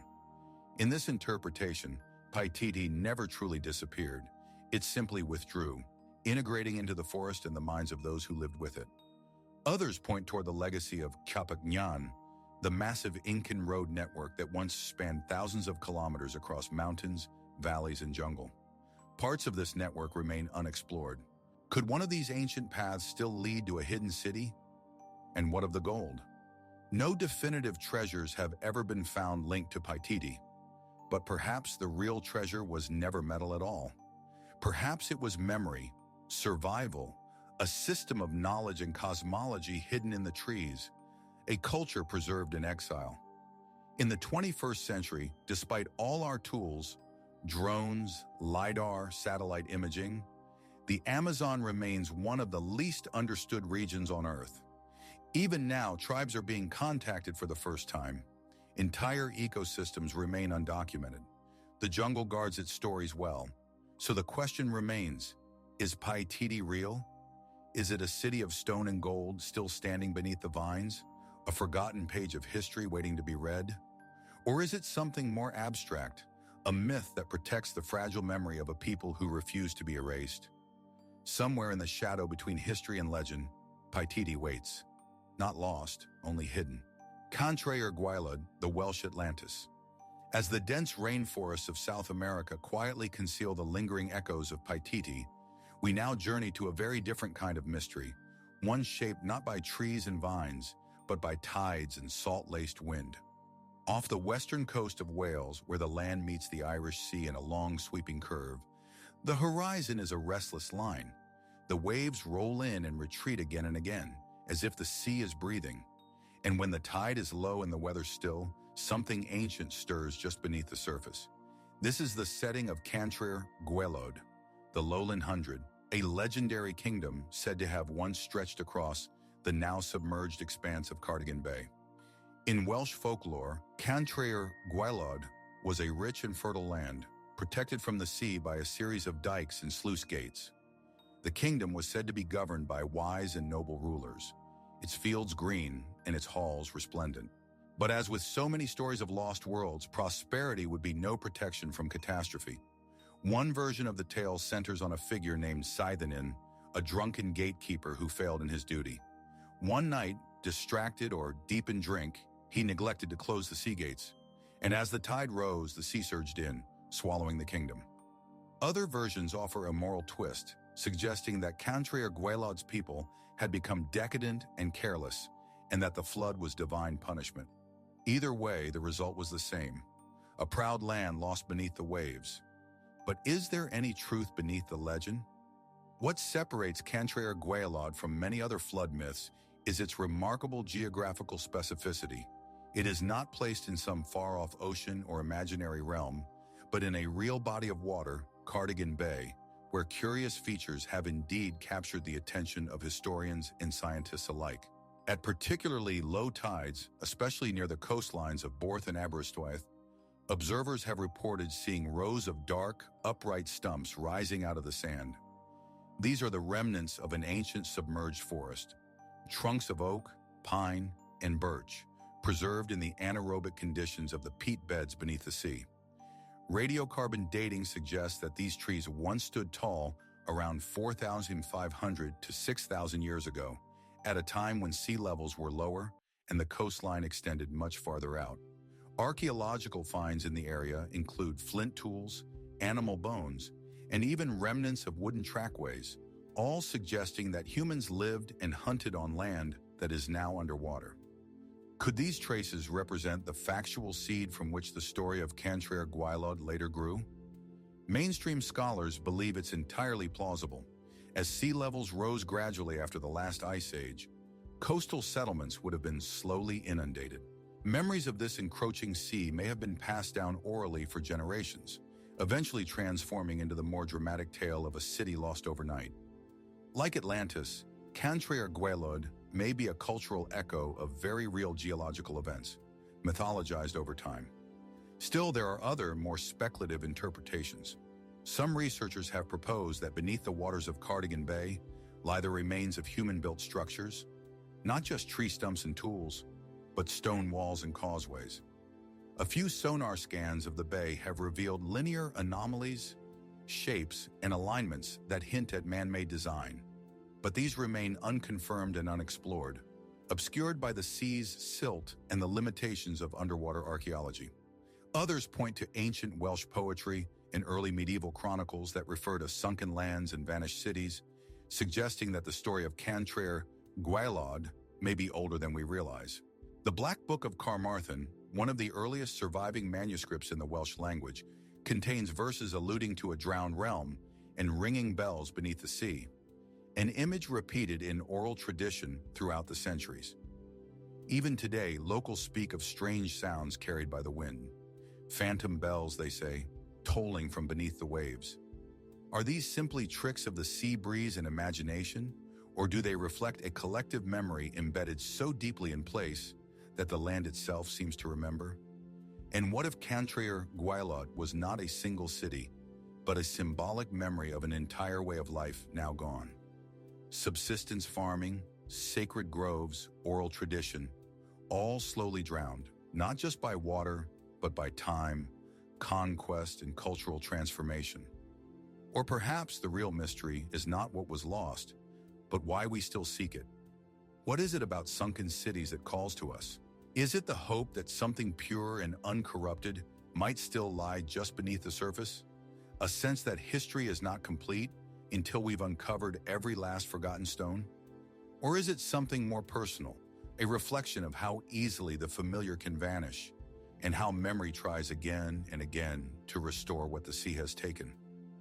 In the shifting sands of Cardigan Bay, amid the gnarled remains of ancient trees and the haunting rhythm of the tide, Cantrair Gwaelod may still be telling its story, if we listen closely, if we wait for the tide. Veneta, the Baltic's sunken metropolis. As the murmurs of Cantrair Gwaelod fade into the tide-swept shallows of Cardigan Bay, we drift eastward across the North Sea to a colder, wind-whipped coast. Here along the shifting edge of the Baltic, where sand dunes give way to sea foam and brackish lagoons stretch into fog, another story of a sunken city emerges. One less known perhaps, but no less haunting. This is the legend of Veneta, the Atlantis of the Baltic. According to medieval chronicles and oral traditions, Veneta was once the largest and most powerful city on the southern coast of the Baltic Sea. It was a place of immense wealth, sophistication, and multiculturalism, a thriving metropolis of the early Middle Ages, said to have harbored merchants from across Europe and beyond. Franks, Slavs, Danes, Saxons, Greeks, and Arabs. The city sparkled with commerce and luxury, its harbor crowded with ships, its markets overflowing with silks, spices, and silver. But Veneta's greatness, like that of many legendary cities, became its undoing. In most versions of the tale, the city's downfall came swiftly and without warning. Some say it was swallowed by the sea as punishment for its decadence and pride. Others claim it was destroyed by divine wrath for the sins of its people. One enduring variation describes a golden idol worshipped in secret, and when a Christian missionary denounced it, the sea rose to drown the city forever. As with so many submerged cities, the story of Veneta is part warning, part elegy. But was it real? Historians and archaeologists have long debated the truth behind the legend. What sets Veneta apart from purely mythical cities is the amount of documentation, fragmented but persistent, found in early medieval sources. The city is mentioned in German chronicles, Slavic legends, and even Arab travel accounts, often under slightly different names. Yumnu, Jomsborg, Volin. These names refer to a powerful trading center believed to have existed along the southern Baltic coastline sometime between the 8th and 12th centuries AD. Most scholars agree that these accounts likely refer to the island of Wolin in present-day Poland, which was home to an important Viking and Slavic settlement. Archaeological excavations at Wolin have uncovered fortifications, tools, coins, and jewelry, evidence of a thriving port with extensive trade links. Could this be the historical Veneta? Perhaps, but the scale described in the legends goes far beyond what has been found. Veneta, according to lore, was so large it took hours to cross on horseback. Some accounts describe the city as having 12 gates, immense towers, and temples of gold.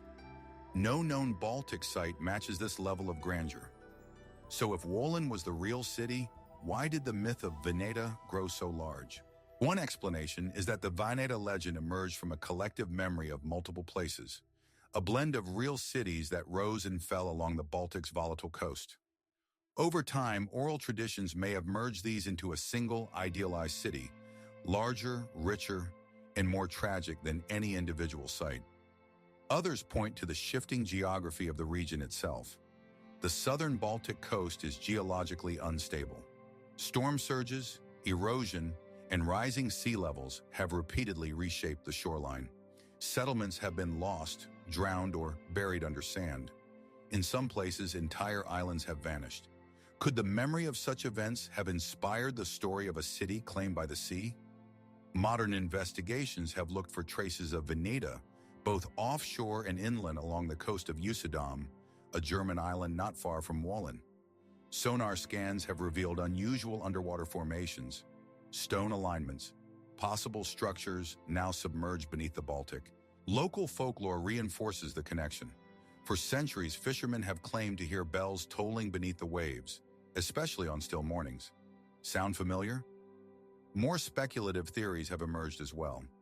Some suggest that Veneta was not merely a city, but a sacred or symbolic center, a representation of pre-Christian paganism, remembered and demonized by later Christian chroniclers. Others propose that it was a place of exile or resistance, where older belief systems and foreign influences mingled before being swept away by the tide of conversion and conquest. There are even whispers, quiet, careful, of hidden archives, lost scrolls, runes, or maritime maps buried beneath the dunes that might one day reveal the truth. But like all good legends, Veneta offers no easy resolution. Instead, it lingers just beyond reach. The story of Veneta reminds us that not all lost cities are born in myth. Some are built on fact, then shaped by memory, fear, and longing. And perhaps that's why they endure, because they hold a mirror to our own civilization, its pride, its fragility, its impermanence. So we ask, was Veneta a real city or just a reflection of what we fear to lose? Beneath the cold, gray waters of the Baltic, the answer may still sleep, buried beneath centuries of silence, waiting for the sea to offer it back. Ciudad de los Césares, Patagonia's marble dream. As the salt winds drift across the Baltic and the ghost of Veneta fades into the sea mist, we now shift our gaze to the far southern reaches of the world, where the Andes descend into vast plains and rivers spill into icy fjords. This is Patagonia, a land of silence and extremes, where winds howl across empty plateaus and towering peaks guard ancient secrets. It is here, in this desolate expanse between Argentina and Chile, that stories still circulate of a city hidden in the wilderness, a city of marble palaces, cobbled streets, and immense wealth, a city never found and never forgotten. Its name is Ciudad de los Césares, the city of the Caesars. Sometimes called the Patagonian El Dorado, the legend of the city of the Caesars emerged during the Spanish colonial era, somewhere between the 16th and 18th centuries. It first appeared as a whisper among soldiers and missionaries, then as an obsession among explorers. Some believed it had been built by survivors of shipwrecks, Spaniards or Incas who had fled westward, deep into the Andes, away from the reach of empire. Others claimed its inhabitants were descendants of Roman soldiers or even Jews escaping persecution who had somehow found refuge in the far south of the Americas. Accounts varied wildly. In some, the city gleamed with gold, silver, and white stone. In others, it was a place of great knowledge and peaceful coexistence, free from war, disease, and greed. But always it was said to be impossible to reach, protected by snow-covered mountains, enchanted rivers, and dense forests. But what was the origin of such a tale? The earliest references to Ciudad de los Césares appear in colonial reports describing Patagonian landscapes and indigenous encounters. Spanish settlers, confronted with the vast unknown of the southern territories, often turned to myth to explain what they couldn't map. The terrain was challenging: glacial valleys, isolated peaks, deep ravines, and the region remained largely unexplored for centuries. In such an environment, it was perhaps inevitable that stories of a hidden city would take root. One recurring version of the legend describes a group of survivors from the failed colonization of Fort San Juan de la Fonta in the 16th century. Cut off from supply routes and presumed dead, the settlers were said to have moved deep into the interior and founded their own city. Other versions connect the myth to Incan resistance, suggesting that after the fall of Cusco, royal bloodlines and treasures were spirited away across the Andes and hidden in the south. Over time, reports emerged from travelers who claimed to have seen glints of white buildings in the distance, or who met indigenous people speaking of strangers with pale skin and advanced tools living somewhere in the mountains. In the 17th century, a Jesuit named Father Nicholas Mascardi dedicated his life to finding the city. Convinced of its reality after hearing consistent reports from various tribes, he died under mysterious circumstances near Lake Nahuel Huapi, one of the supposed locations of the city. Other expeditions followed, none succeeded, and yet the legend only grew. Even in the 19th century, well into the age of modern exploration, the city of the Caesars remained on maps, sometimes faintly sketched near rivers or mountain passes, labeled inhabited by unknown people, or site of lost city. Explorers like Charles Darwin heard versions of the tale during their travels through Patagonia. Later, historians and ethnographers would attempt to trace the story's evolution, linking it to both Spanish colonial anxieties and indigenous oral traditions. But is there any truth to it? From a historical perspective, there is little concrete evidence that Ciudad de los Césares ever existed. No ruins have been found, no artifacts recovered, yet the idea persists, and not without cause. In recent years, archaeologists have uncovered traces of ancient, isolated settlements in remote areas of southern Chile and Argentina. Small fortifications, trails, and burial sites that don't neatly fit into known colonial patterns. Some appear to date back to periods of early European contact, but their origins remain unclear. Could these be the remnants of lost communities, survivors, refugees, or religious outcasts who sought to escape the violence of empire and created secret settlements deep in the wilderness? Or could the city be something else entirely, a symbol rather than a location? In this view, Ciudad de los Césares becomes a mirror, reflecting not just the hopes of gold-hungry conquistadors, but the longing for escape, for autonomy, for a society untouched by conquest or corruption, a utopia whispered into existence by those who had seen too much of the old world's brutality and sought in the wild reaches of the new something different. Then there are the more fringe interpretations. Some speculate that the legend preserves an older memory, perhaps of a pre-Columbian civilization that once existed in Patagonia and was later absorbed or erased. Others look to esoteric theories, suggesting hidden lineages, lost technologies, or cities designed according to ancient sacred geometries that render them invisible to all but the worthy. And always there are those who continue to search. Today, Ciudad de los Césares is not marked on any official map, but in Patagonia's long shadows, in the blue-green waters of Andean lakes, the whispers of glacial winds, the silence of snow-covered peaks, the story endures. Was it ever real, or was it always meant to remain hidden? Not because it is gone, but because it was never meant to be found. Somewhere, beyond the edge of the known world, in a place where roads fade into rivers and time is measured not in years but in stories, the city of the Caesars may still stand, waiting or perhaps remembering. Kitezh, the invisible city of Russia. As the winds of Patagonia carry us away from the phantom walls of Ciudad de los Césares, we journey now to the northern forests of Russia, where the trees grow tall and dark, where fog drapes the lakes like a veil, and where stories drift like echoes across still water. In the quiet ripples of Lake Svetloyar, in the Nizhny Novgorod region, a mystery sleeps beneath the surface, or so the legend says. This is the tale of Kitezh, the invisible city. According to Russian folklore, Kitezh was once a radiant city of faith and purity, founded in the 13th century by Prince George Vsevolodovich of Vladimir, hidden deep in the wilderness, away from the centers of political power. It was a sanctuary of spiritual devotion and harmony with nature. No walls, no weapons, no armies, just churches, gardens, and wooden homes, encircled by forests and lakes. But Kitezh's tranquility would not last forever. As the story goes, when the armies of the Mongol Empire swept across the Russian plains in the 1200s, they searched for this mysterious settlement. According to the chronicle known as the Tale of the Invisible City of Kitej, the Mongols eventually captured the smaller settlement of Little Kitej and extracted from its people the location of its larger and more sacred counterpart. They marched toward Lake Svetloyer, determined to conquer the city and plunder its riches. But what happened next defied explanation. As the Mongol army approached the lake, they expected to see a sprawling town along the shoreline. Instead, there was nothing but still water. The city, it was said, had vanished, submerged into the lake's depths by divine intervention, hidden from the eyes of violence and greed. Some accounts say the citizens, hearing the invaders coming, fell into prayer. Others claim no defense was raised at all, that the city chose to disappear rather than be desecrated. And as the last monk finished his chant, the earth quaked, the sky wept, and Kitej was swallowed whole, its domes and bell towers sinking silently into the depths. But the story doesn't end there. According to local legend, Kitej still exists, intact and alive, beneath the waters of Lake Svetloyer. On quiet nights, people say they can hear the faint tolling of church bells beneath the surface.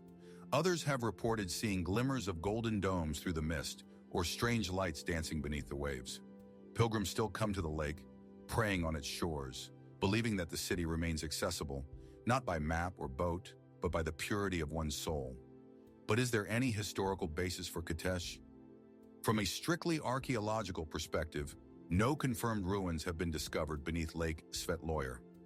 The area is a protected cultural and natural reserve, and formal underwater excavations have been limited. However, the lake itself is unusual. Nearly circular in shape, it drops off steeply and has long been regarded as sacred. Its waters are exceptionally clear, its silence haunting. Some researchers suggest that the legend of Kitej could be rooted in real events. The Mongol invasions of the 13th century devastated many cities across what is now Russia. Towns were burned, records lost. Oral traditions became the only form of preservation. Could Kitej have been a small lakeside settlement that fled or was destroyed, its memory preserved in story rather than stone? Others point to spiritual symbolism.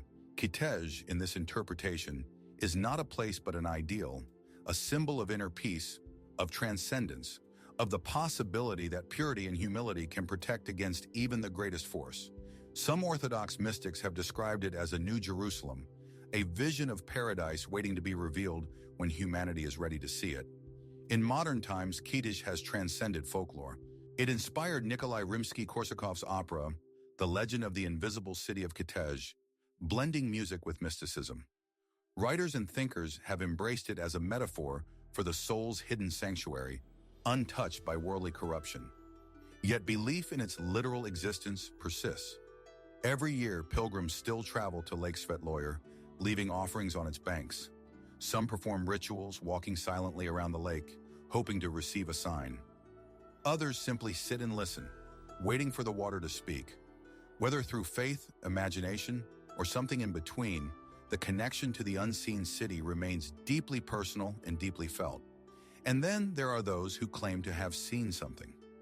In recent decades, occasional reports have surfaced of divers encountering unusual stone formations beneath the lake, though none have been scientifically verified. Sonar scans have shown irregularities, possible ridges or depressions. Yet the data is inconclusive. Nature, it seems, is in no hurry to confirm or deny. So what are we to make of Kitej? Is it a vanished city swallowed by time and water, a spiritual metaphor carried across centuries, a collective longing for a place where the world's violence cannot reach? Or could it still be there, resting beneath the rippling surface, waiting not to be found, but to be understood? In the mist over Lake Svetloyer, in the silence between bell chimes only some claim to hear, the legend of Kitej endures, not buried, not broken, just hidden. Perhaps, like all great mysteries, in plain sight. Kalhat, Oman's lost port city. As the salt winds drift across the Baltic and the ghost of Veneta fades into the sea mist, we now shift our gaze to the far southern reaches of the world, where the Andes descend into vast plains and rivers spill into icy fjords. This is Patagonia, a land of silence and extremes, where winds howl across empty plateaus and towering peaks guard ancient secrets. It is here, in this desolate expanse between Argentina and Chile, that stories still circulate of a city hidden in the wilderness. A city of marble palaces, cobbled streets, and immense wealth. A city never found and never forgotten. Its name is Ciudad de los Césares, the city of the Caesars. Sometimes called the Patagonian El Dorado, the legend of the city of the Caesars emerged during the Spanish colonial era, somewhere between the 16th and 18th centuries. It first appeared as a whisper among soldiers and missionaries, then as an obsession among explorers. Some believed it had been built by survivors of shipwrecks, Spaniards or Incas who had fled westward, deep into the Andes, away from the reach of empire. Others claimed its inhabitants were descendants of Roman soldiers, or even Jews escaping persecution, who had somehow found refuge in the far south of the Americas. Accounts varied wildly. In some, the city gleamed with gold, silver, and white stone. In others, it was a place of great knowledge and peaceful coexistence, free from war, disease, and greed. But always it was said to be impossible to reach, protected by snow-covered mountains, enchanted rivers, and dense forests. But what was the origin of such a tale? The earliest references to Ciudad de los Césares appear in colonial reports describing Patagonian landscapes and indigenous encounters.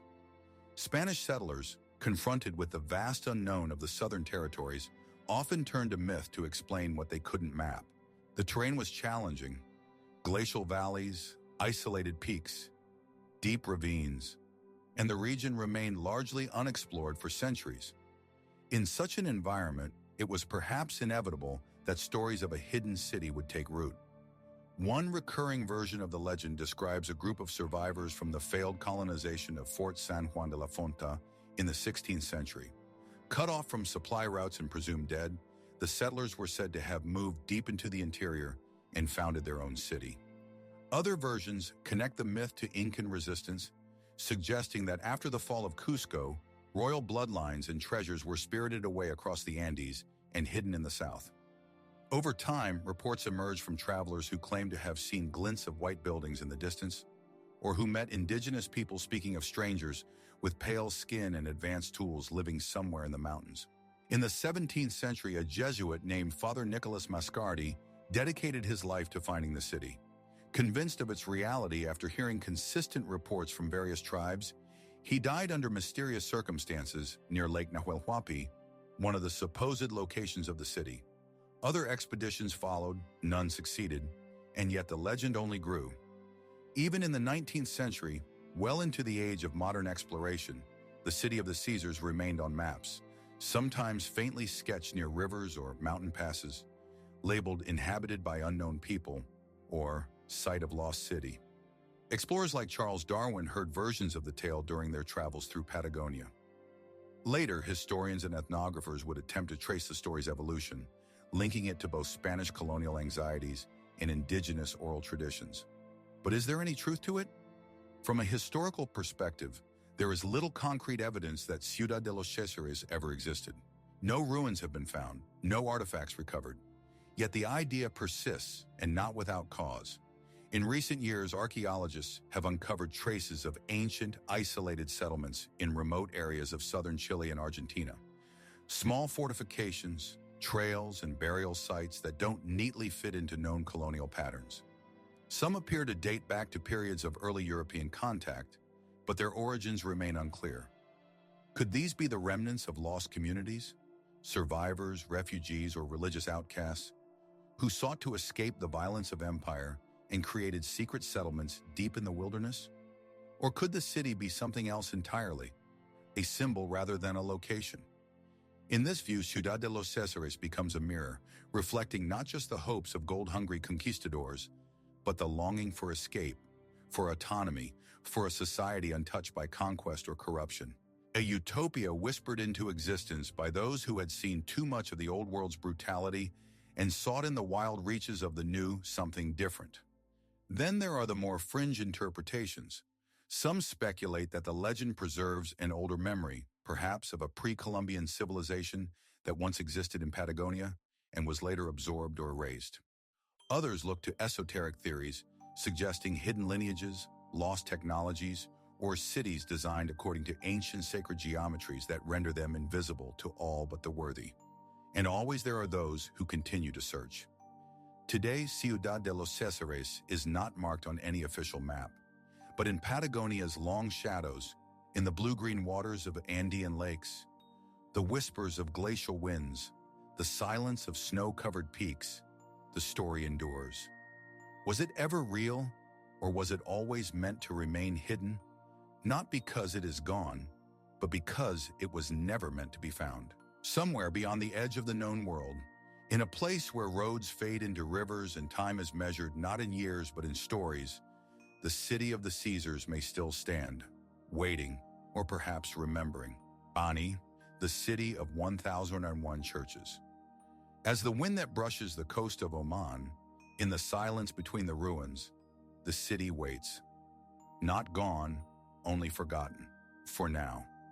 As the salt winds drift across the Baltic and the ghost of Veneta fades into the sea mist, we now shift our gaze to the far southern reaches of the world, where the Andes descend into vast plains and rivers spill into icy fjords. This is Patagonia, a land of silence and extremes, where winds howl across empty plateaus and towering peaks guard ancient secrets.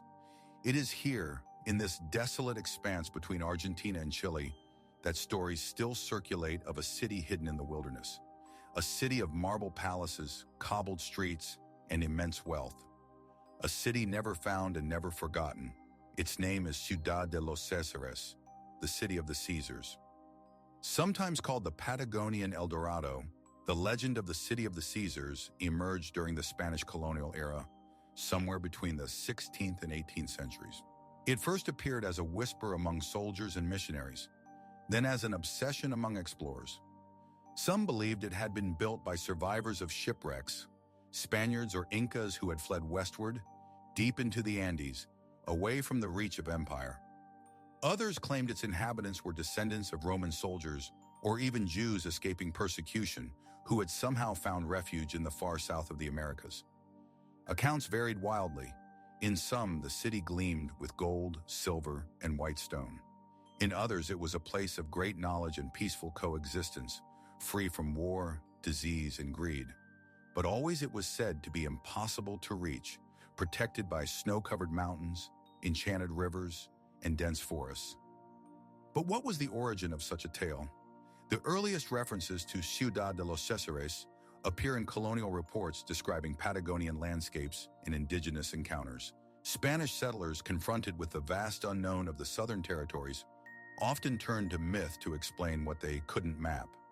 The terrain was challenging: glacial valleys, isolated peaks, deep ravines, and the region remained largely unexplored for centuries. In such an environment, it was perhaps inevitable that stories of a hidden city would take root. One recurring version of the legend describes a group of survivors from the failed colonization of Fort San Juan de la Fonta in the 16th century. Cut off from supply routes and presumed dead, the settlers were said to have moved deep into the interior and founded their own city. Other versions connect the myth to Incan resistance, suggesting that after the fall of Cusco, royal bloodlines and treasures were spirited away across the Andes and hidden in the south. Over time, reports emerged from travelers who claimed to have seen glints of white buildings in the distance, or who met indigenous peoples speaking of strangers with pale skin and advanced tools living somewhere in the mountains. In the 17th century, a Jesuit named Father Nicolas Mascardi dedicated his life to finding the city. Convinced of its reality after hearing consistent reports from various tribes, he died under mysterious circumstances near Lake Nahuelhuapi, one of the supposed locations of the city. Other expeditions followed, none succeeded, and yet the legend only grew. Even in the 19th century, well into the age of modern exploration, the city of the Caesars remained on maps, sometimes faintly sketched near rivers or mountain passes, labeled inhabited by unknown people or site of lost city. Explorers like Charles Darwin heard versions of the tale during their travels through Patagonia. Later, historians and ethnographers would attempt to trace the story's evolution, linking it to both Spanish colonial anxieties and indigenous oral traditions. But is there any truth to it? From a historical perspective, there is little concrete evidence that Ciudad de los Césares ever existed. No ruins have been found, no artifacts recovered. Yet the idea persists, and not without cause. In recent years, archaeologists have uncovered traces of ancient, isolated settlements in remote areas of southern Chile and Argentina. Small fortifications, trails, and burial sites that don't neatly fit into known colonial patterns. Some appear to date back to periods of early European contact, but their origins remain unclear. Could these be the remnants of lost communities, survivors, refugees, or religious outcasts who sought to escape the violence of empire and created secret settlements deep in the wilderness? Or could the city be something else entirely, a symbol rather than a location? In this view, Ciudad de los Césares becomes a mirror, reflecting not just the hopes of gold-hungry conquistadors, but the longing for escape, for autonomy, for a society untouched by conquest or corruption. A utopia whispered into existence by those who had seen too much of the old world's brutality and sought in the wild reaches of the new something different. Then there are the more fringe interpretations. Some speculate that the legend preserves an older memory, perhaps of a pre-Columbian civilization that once existed in Patagonia and was later absorbed or erased. Others look to esoteric theories, suggesting hidden lineages, lost technologies, or cities designed according to ancient sacred geometries that render them invisible to all but the worthy. And always there are those who continue to search. Today, Ciudad de los Césares is not marked on any official map, but in Patagonia's long shadows, in the blue-green waters of Andean lakes, the whispers of glacial winds, the silence of snow-covered peaks, the story endures. Was it ever real, or was it always meant to remain hidden? Not because it is gone, but because it was never meant to be found? Somewhere beyond the edge of the known world, in a place where roads fade into rivers and time is measured not in years but in stories, the city of the Caesars may still stand, waiting, or perhaps remembering. Cities of the plain, Sodom and Gomorrah. From the waterlogged legacy of Tanis, where power once rose and then quietly dissolved into the shifting channels of the Nile Delta, we move now toward a city less defined, less known. A name whispered through fragments of local lore and obscure writings. A city that may have existed on the edge of the known world, or perhaps just beyond it. A city called Zahertura. There is something elusive about Zahertura. Unlike the great metropolises of antiquity, it does not appear in grand inscriptions or well-preserved chronicles. It is not marked confidently on ancient maps, nor is it celebrated in mainstream archaeology. And yet its name arises again and again in lesser-known manuscripts, travelers' tales, and the oral traditions of certain remote communities. Most references to Zahertura place it somewhere in the borderlands between North Africa and the Iberian Peninsula, though the precise location has always shifted with the storyteller. Some describe it as an oasis kingdom hidden within the harsh interior of the Maghreb. Others as a coastal city swallowed by sand and time along the forgotten roots of Moorish Spain. Its fluid identity, straddling continents and cultures, only deepens the mystery. The earliest known mention appears in an obscure 12th century Andalusi manuscript, a travelogue written by a Sufi mystic who claimed to have encountered a city of stone and light far beyond the trade routes of Al-Andalus, guarded by mountains and protected, he said, by silence and stars. He called it Zahura, though some transcriptions render it Zahertura or Jire, a place of learning, solitude, and strange longevity. According to this account, the inhabitants of Zahura were not warriors or traders, but stewards of ancient knowledge. The mystic described an archive carved into the walls of a temple, etched writings and diagrams older than the faith of any prophet, illuminated not by flame, but by shafts of sunlight channeled through intricate stonework. The descriptions are poetic, even dreamlike, leading many to dismiss them as metaphor or fiction, and yet the detail is striking, the sense of place vivid. Could Zahertura have been real? Some scholars argue that Zahertura may be a composite memory of multiple cities, perhaps an amalgamation of real Berber, Arab, and pre-Islamic settlements scattered across the deserts and mountains of North Africa. As trade routes flourished between the 9th and 13th centuries, Knowledge and myth traveled with them. Stories blurred. Cities grew larger in the imagination than they ever were in stone. Others point to the possibility that Zahertura was a city erased not by time alone, but by conquest or political suppression. Several medieval texts refer obliquely to enclaves that resisted absorption into larger empires. These cities, the texts claim, closed their gates to the world, disappearing from official records but living on in folktales and whispered accounts. Could Zahertura have been one such city? One curious theory suggests that Zahertura was a sanctuary for intellectuals fleeing persecution, perhaps during the fall of Islamic Cordoba, or even earlier. A secret city of philosophers, astronomers, and mathematicians, hidden away to preserve knowledge as dynasties crumbled and orthodoxy tightened its grip. While no hard evidence supports this idea, it resonates with recurring themes. Zahertura as a place of refuge, reverence, and resistance. Geologically, some researchers have attempted to match the descriptions of Zahertura to real locations. Certain regions in Algeria, Morocco, and southern Spain have been proposed, particularly areas where Roman, Berber, and Islamic ruins coexist in layered confusion. The Tassili Niger Plateau, with its prehistoric carvings and cave dwellings, has occasionally been floated as a candidate. Others look to the Sierra de Aracena in western Andalusia, where remnants of obscure hilltop settlements defy easy categorization. Satellite imagery has revealed strange formations in some of these places. Rectilinear outlines beneath desert sands, long-forgotten terraces overgrown by scrub. But no definitive identification of Zahertura has ever been made. Could it be that Zahertura was never a city of stone, but a philosophical construct, a symbol perhaps of lost knowledge, of a golden age just out of reach? The name itself is ambiguous.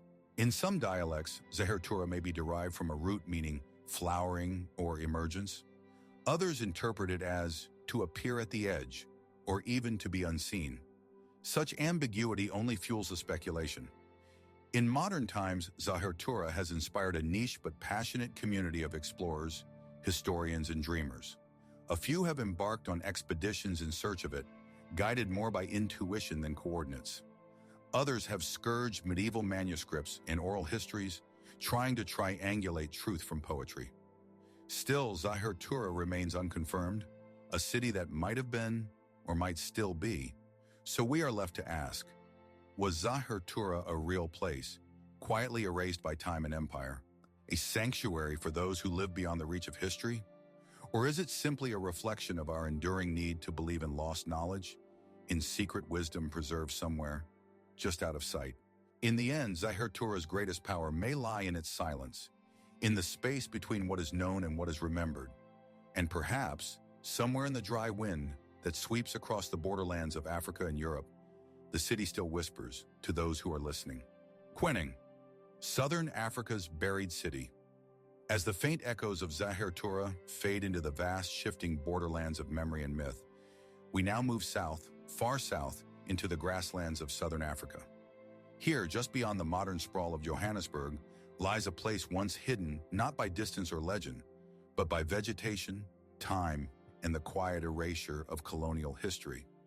A place long mistaken for simple countryside, a place now reawakening. This is Kweneng, a lost city not beneath sand or jungle, but beneath trees, brush, and centuries of silence. To the untrained eye, the landscape of Kweneng appears unremarkable.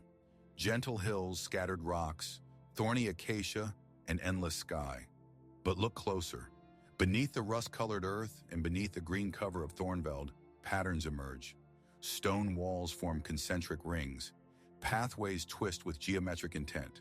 Cattle enclosures, grain storage pits, and dense clusters of circular dwellings appear, where once there seemed only wilderness. For decades, these formations were dismissed. Colonial-era surveys mapped them as stone ruins, without deeper context, attributing them vaguely to scattered tribes or pastoral communities. The idea that a city had once existed here, large, complex, and enduring, was simply not considered. That began to change in the late 20th and early 21st centuries, as archaeologists and anthropologists began taking a closer look. And then came the breakthrough. LiDAR, light detection, and ranging technology. From the air, laser scans revealed what human eyes at ground level could not. A sprawling metropolis covering more than 20 square kilometers, with evidence of dense urban planning, long-distance trade, and complex social organization. At its peak, somewhere between the 1400s and 1800s AD, Quenning is believed to have housed as many as 10,000 to 20,000 people. That makes it one of the largest pre-colonial cities in southern Africa, rivaling better-known centers like Great Zimbabwe. And yet, until recently, Quenning was almost completely absent from public consciousness. So who built it? Quenning was a city of the Tswana people, part of a broader Bantu cultural and linguistic heritage that stretches across Central and Southern Africa. These were not isolated groups, but members of a vibrant and interconnected world, trading cattle, iron, ceramics, and ideas across vast distances. Quenning itself likely served as a regional capital, organized around kinship groups, cattle wealth, and spiritual leadership. Its structure reveals layers of social stratification and order. Massive stone-walled compounds housed elites and their livestock, while smaller, more modest enclosures surrounded them. A long central road, possibly ceremonial in function, ran through the heart of the city, flanked by defensive walls and public gathering areas. And yet, for all this clarity of form, mysteries remain. Why was Quenning abandoned? There are no clear signs of war or destruction. The stone structures were not toppled. The city does not appear to have been burned or conquered. Instead, the evidence points to gradual decline over decades, perhaps even centuries. Environmental shifts may have played a role.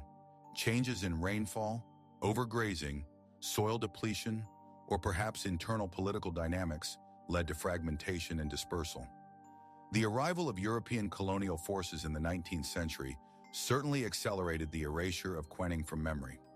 Colonial narratives often frame Southern Africa as a land without cities, without architecture, without history, an empty canvas awaiting European settlement.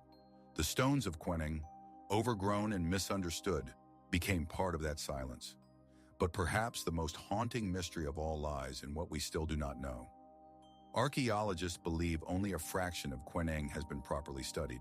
Beneath the soil may lie shrines, burial sites, inscriptions, or artifacts that could radically reshape our understanding of Tswana civilization.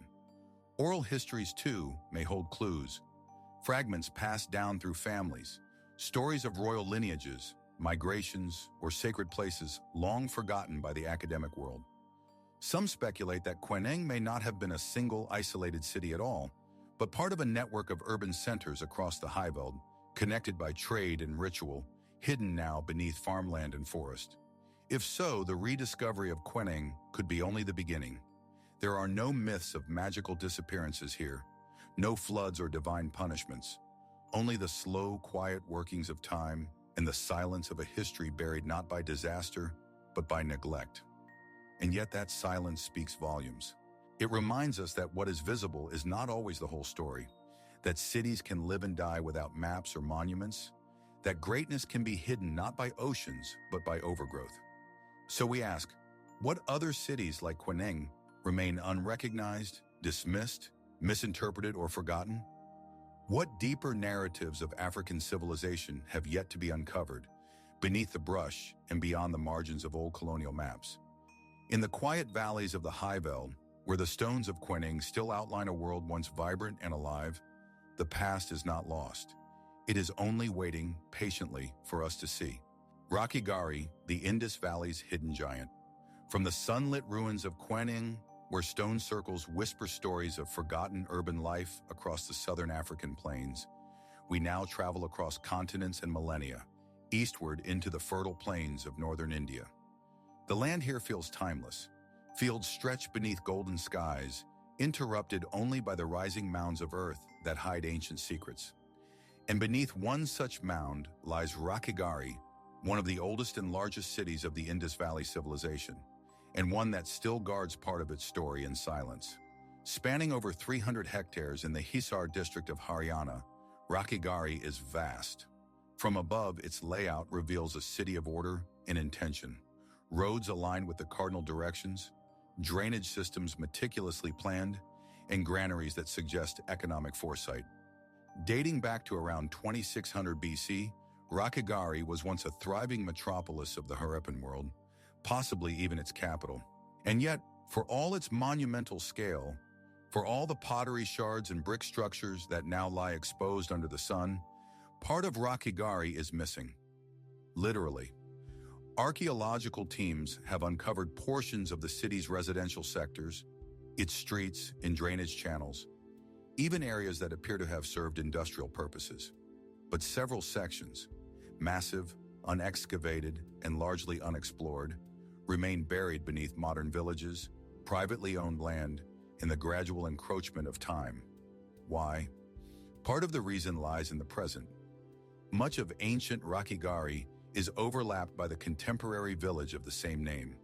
Homes, wells, and roads now occupy the same ground where brick walls from 5,000 years ago still rest quietly, hidden just meters below the surface. Efforts to excavate have had to pause and restart over decades, interrupted by logistical challenges, limited funding, political shifts, and local disputes over land use. And so, while smaller Harappan sites like Kalibangan and Lothal have been largely uncovered, Rakhigarhi, arguably the largest and most centrally located, remains incomplete. The full extent of its infrastructure, its administrative core, and perhaps even its cultural or religious heart remains unseen. But it's not just the buried structures that are absent. Among the mysteries of Rakhigarhi are questions of identity. Who exactly were the people who lived here? What language did they speak? What belief systems guided their lives? Unlike Mesopotamia or Egypt, the Indus Valley civilization left no deciphered texts. Its symbols found on seals, pottery, and tools remain untranslatable. No royal names, no epics, no records of war or tribute. Excavations at Rakhigarhi have yielded a few remarkable discoveries: burial sites with grave goods, human remains, and signs of deliberate urban planning. In 2019, genetic analysis of a 4,600-year-old skeleton suggested a lack of steppe ancestry, challenging widely held theories about the origins of Indo-European peoples in South Asia. It pointed instead toward a longer, more independent cultural evolution within the subcontinent, a Harappan identity that was indigenous and unique. But then came the complications. Many of the most promising sites at Rakhigarhi, those that could shed light on administrative buildings, large-scale religious structures, or repositories of writing, remain inaccessible. Hints of something greater linger: unusually deep mounds, magnetic survey anomalies, and anecdotal finds by locals. Could there be archives, temples, or halls still waiting beneath the fields? And more importantly, why have they remained untouched for so long? Some suggest practical explanations. The slow pace of excavation is not unique to Rakhigarhi. Many sites across South Asia face similar challenges, but others point to a more troubling possibility: that what lies beneath may not fit neatly into current historical narratives. The story of India's ancient past is politically sensitive. Competing ideologies, religious, cultural, national, vie to interpret the origins of civilization in the region. The Indus Valley, being pre-Vedic and non-literate in the traditional sense, exists in a kind of historical limbo. Was it connected to later Hindu culture? Was it wiped out by outside invasions? Or did it evolve into what followed? The lack of clarity has made Rakhigarhi not just a site of archaeological interest, but a symbolic battleground. Could this explain the caution, the delay? And what of the layout itself? Rakhigarhi's excavated portions suggest complexity. Planned city blocks, standardized brick sizes, water reservoirs, and public spaces. If the unexcavated sectors mirror these patterns, the site could dramatically rewrite our understanding of early urban development in South Asia. Some researchers believe that the city might still conceal monumental architecture, perhaps a citadel or a religious precinct akin to ziggurats or pyramids found in other ancient civilizations. So far, no such structure has been found at any Harappan site, but Rakhigarhi might be the exception. And then there's the matter of its sudden disappearance. Like the rest of the Indus Valley civilization, Rakhigarhi declined around 1900 BC, part of a broader and still poorly understood collapse. Climate change, river shifts, trade disruption, these are the usual suspects. But no single theory has fully explained the rapid decentralization of what was once one of the world's most advanced urban cultures. Could the key to this puzzle be hidden beneath Rakhigarhi's unexcavated soil? Perhaps there are texts we haven't yet found. Perhaps there are answers in the layers we've yet to reach. So we are left with a question, not just about what Rakhigarhi was, but about what it still might be. What truths remain locked beneath its missing sectors? What would we see if the earth were lifted, if the silence were broken? In the heart of the Indian plains, surrounded by farmland and memory, Rakhigarhi waits, a city half revealed, half forgotten, and far from finished. Whittlesey culture, the lost towns of the Midwest. As we leave behind the partially uncovered streets of Rakhigarhi, where the silence of a once great city still lingers beneath the soil of northern India, we now cross oceans and centuries to the deep woodlands and river valleys of the American Midwest. Here, amid quiet forests and winding creeks, the traces of another forgotten civilization begin to emerge. Faint earthen mounds, scattered fire-cracked stones, and the ghostly outlines of ancient palisades tell the story of a people once rooted deeply in this land. This is the world of the Whittlesey culture and of the lost towns they left behind. Named after early geologist Charles Whittlesey, who studied these ancient remains in the 19th century, the Whittlesey culture flourished in what is now northeastern Ohio from around 1000 to 1600 AD. These communities lived near the forested edges of Lake Erie and along the Cuyahoga, Grand, and Black Rivers, building fortified hilltop villages, clearing woodlands for maize agriculture, and crafting a material culture that was distinct, sophisticated, and long overlooked. The remnants of their settlements are subtle. Unlike the towering pyramids of the Mississippian world to the south, or the stone monuments of the Southwest, the Whittlesey people built with earth, timber, and time. Their towns, often perched on high bluffs or elevated ridges, were encircled by wooden palisades and deep ditches, hinting at a world where defense and visibility mattered. Inside the walls, archaeologists have uncovered traces of rectangular longhouses, storage pits, hearths, and layers of charred earth that speak of both domestic routine and moments of intense disruption. But then, sometime in the early 1600s, they vanished. Not vanished in the mythic sense of a city swallowed by the sea, but gone all the same. Their villages were abandoned. The palisades collapsed. No direct descendants remain today to tell their story, and no written records accompany their legacy. The people of the Whittlesey culture faded from view just as the first Europeans arrived in the region, leaving behind one of the most quietly enduring mysteries of pre-contact America. What happened to them?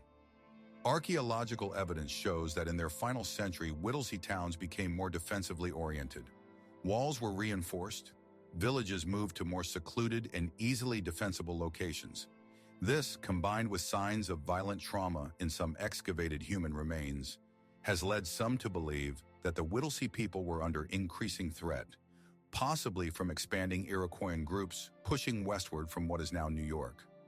Others suggest that resource depletion, internal conflict, or disease may have played a role.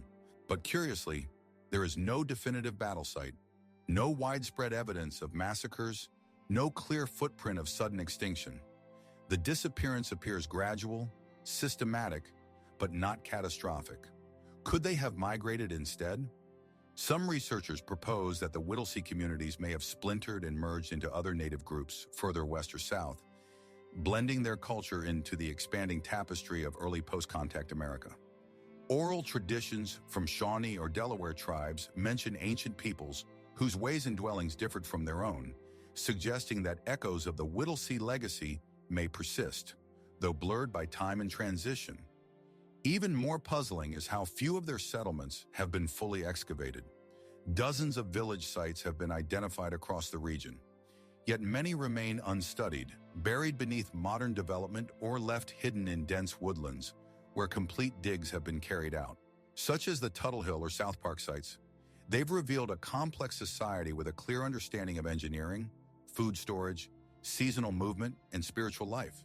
And then there are the anomalies. Some Whittlesey sites contain unusual alignments, post holes arranged in patterns that may correspond with celestial events. Others include artifacts with styles not typically found in surrounding regions, distinctive pottery designs, worked copper, and effigy stones that hint at ritual practices not yet understood. Were these simply regional variations or signs of a deeper, possibly long-distance connection to other cultures across the continent? Even their ceramics raise questions. Whittlesey pottery was often cord-marked or in size, designed for both function and expression. But some vessels show a level of craftsmanship that goes beyond utility, decorated with motifs whose meanings are lost to us, but which once may have marked clan affiliations, spiritual symbols, or seasonal rituals. Could there be a spiritual dimension to their disappearance?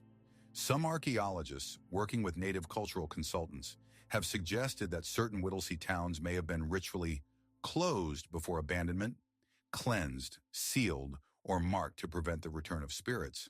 If so, their departure may not have been a flight, but a planned exit, a migration guided by belief rather than force. Today, what remains of their towns lies mostly in silence, in wooded ravines and suburban ridges beneath schoolyards and farmland. The outlines of their palisades still shape the soil, but their story, who they were, why they built where they did, and where they ultimately went, remains incomplete. So we are left with questions. Were the Whittlesey towns a last stand of a culture resisting displacement, or the closing chapters of a people choosing to disappear rather than be conquered? What knowledge might still lie beneath the unbroken ground, waiting for discovery? In the soft rustle of Ohio's forests, in the quiet bends of its rivers, the Whittlesey culture endures, not in monuments or stone, but in the earth itself. And perhaps someday soon, more of their story will rise from the soil. Not to answer everything, but to remind us that even in places long forgotten, civilizations once lived, thrived, and chose their own endings. The lost city of Kalahandi, Odisha's hidden heart.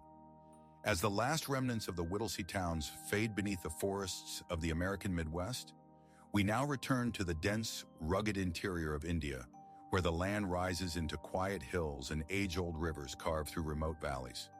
In the eastern state of Odisha, far from the bustle of modern cities, lies a region steeped in tribal heritage, ancient legends, and enduring secrecy. This is Kalahandi, a name that evokes both poverty and mystery, both silence and something half-remembered. Among the locals, there are stories, whispers passed down through generations, of a once prosperous city hidden in the forests of Kalahandi. Long abandoned and overgrown, its people vanished, its origin uncertain. A city whose ruins may still rest beneath the soil and stone of these uncharted hills. For many years, these tales were dismissed as folklore, but recent discoveries have begun to breathe new life into the legend of Kalahandi's lost city. The landscape itself invites curiosity.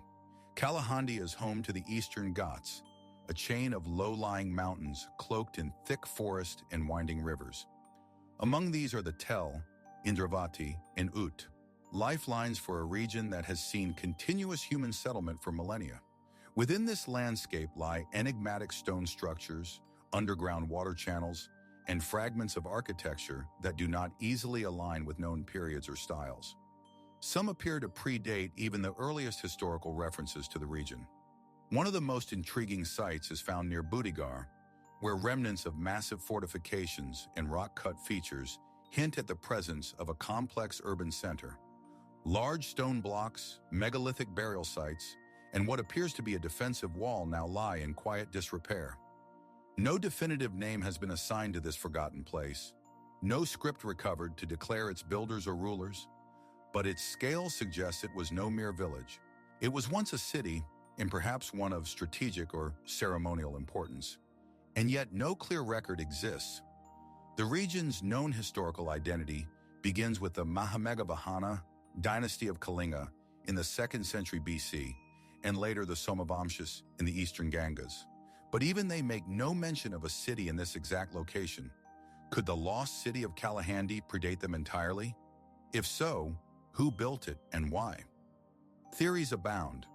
Some archaeologists believe the structures could be connected to a prehistoric tribal kingdom whose knowledge of stonework and hydrology exceeded what we might expect from early Iron Age cultures.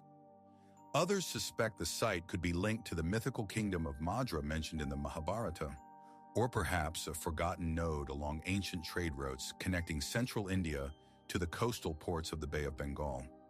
But there are also those who propose more speculative origins.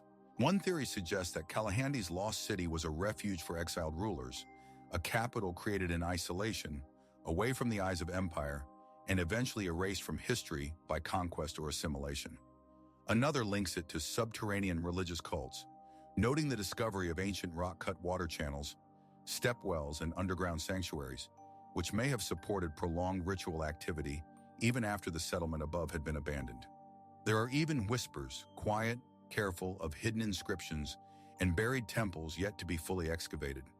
Some locals speak of a city swallowed by the earth after a great fire or flood, or of a once powerful dynasty cursed into obscurity. Whether these stories reflect ancient trauma, allegory, or something more tangible, they contribute to an atmosphere of reverence around the site. One of the challenges in unlocking Kalahandi's secrets is the lack of comprehensive archaeological exploration. The region, historically marginalized and economically underdeveloped, has received little scholarly attention. Much of its ancient heritage remains undocumented, vulnerable to looting, weathering, or simple forgetfulness. A handful of surveys by the Archaeological Survey of India have confirmed the existence of ruins, but so far no major excavation has been launched. What might be uncovered if they did? Would the missing links between tribal folklore and early Indian urbanism begin to surface? Could Kalahandi's lost city help redefine the timeline of Eastern India's prehistory? Or might it, like so many other sites in remote corners of the world, raise more questions than it answers?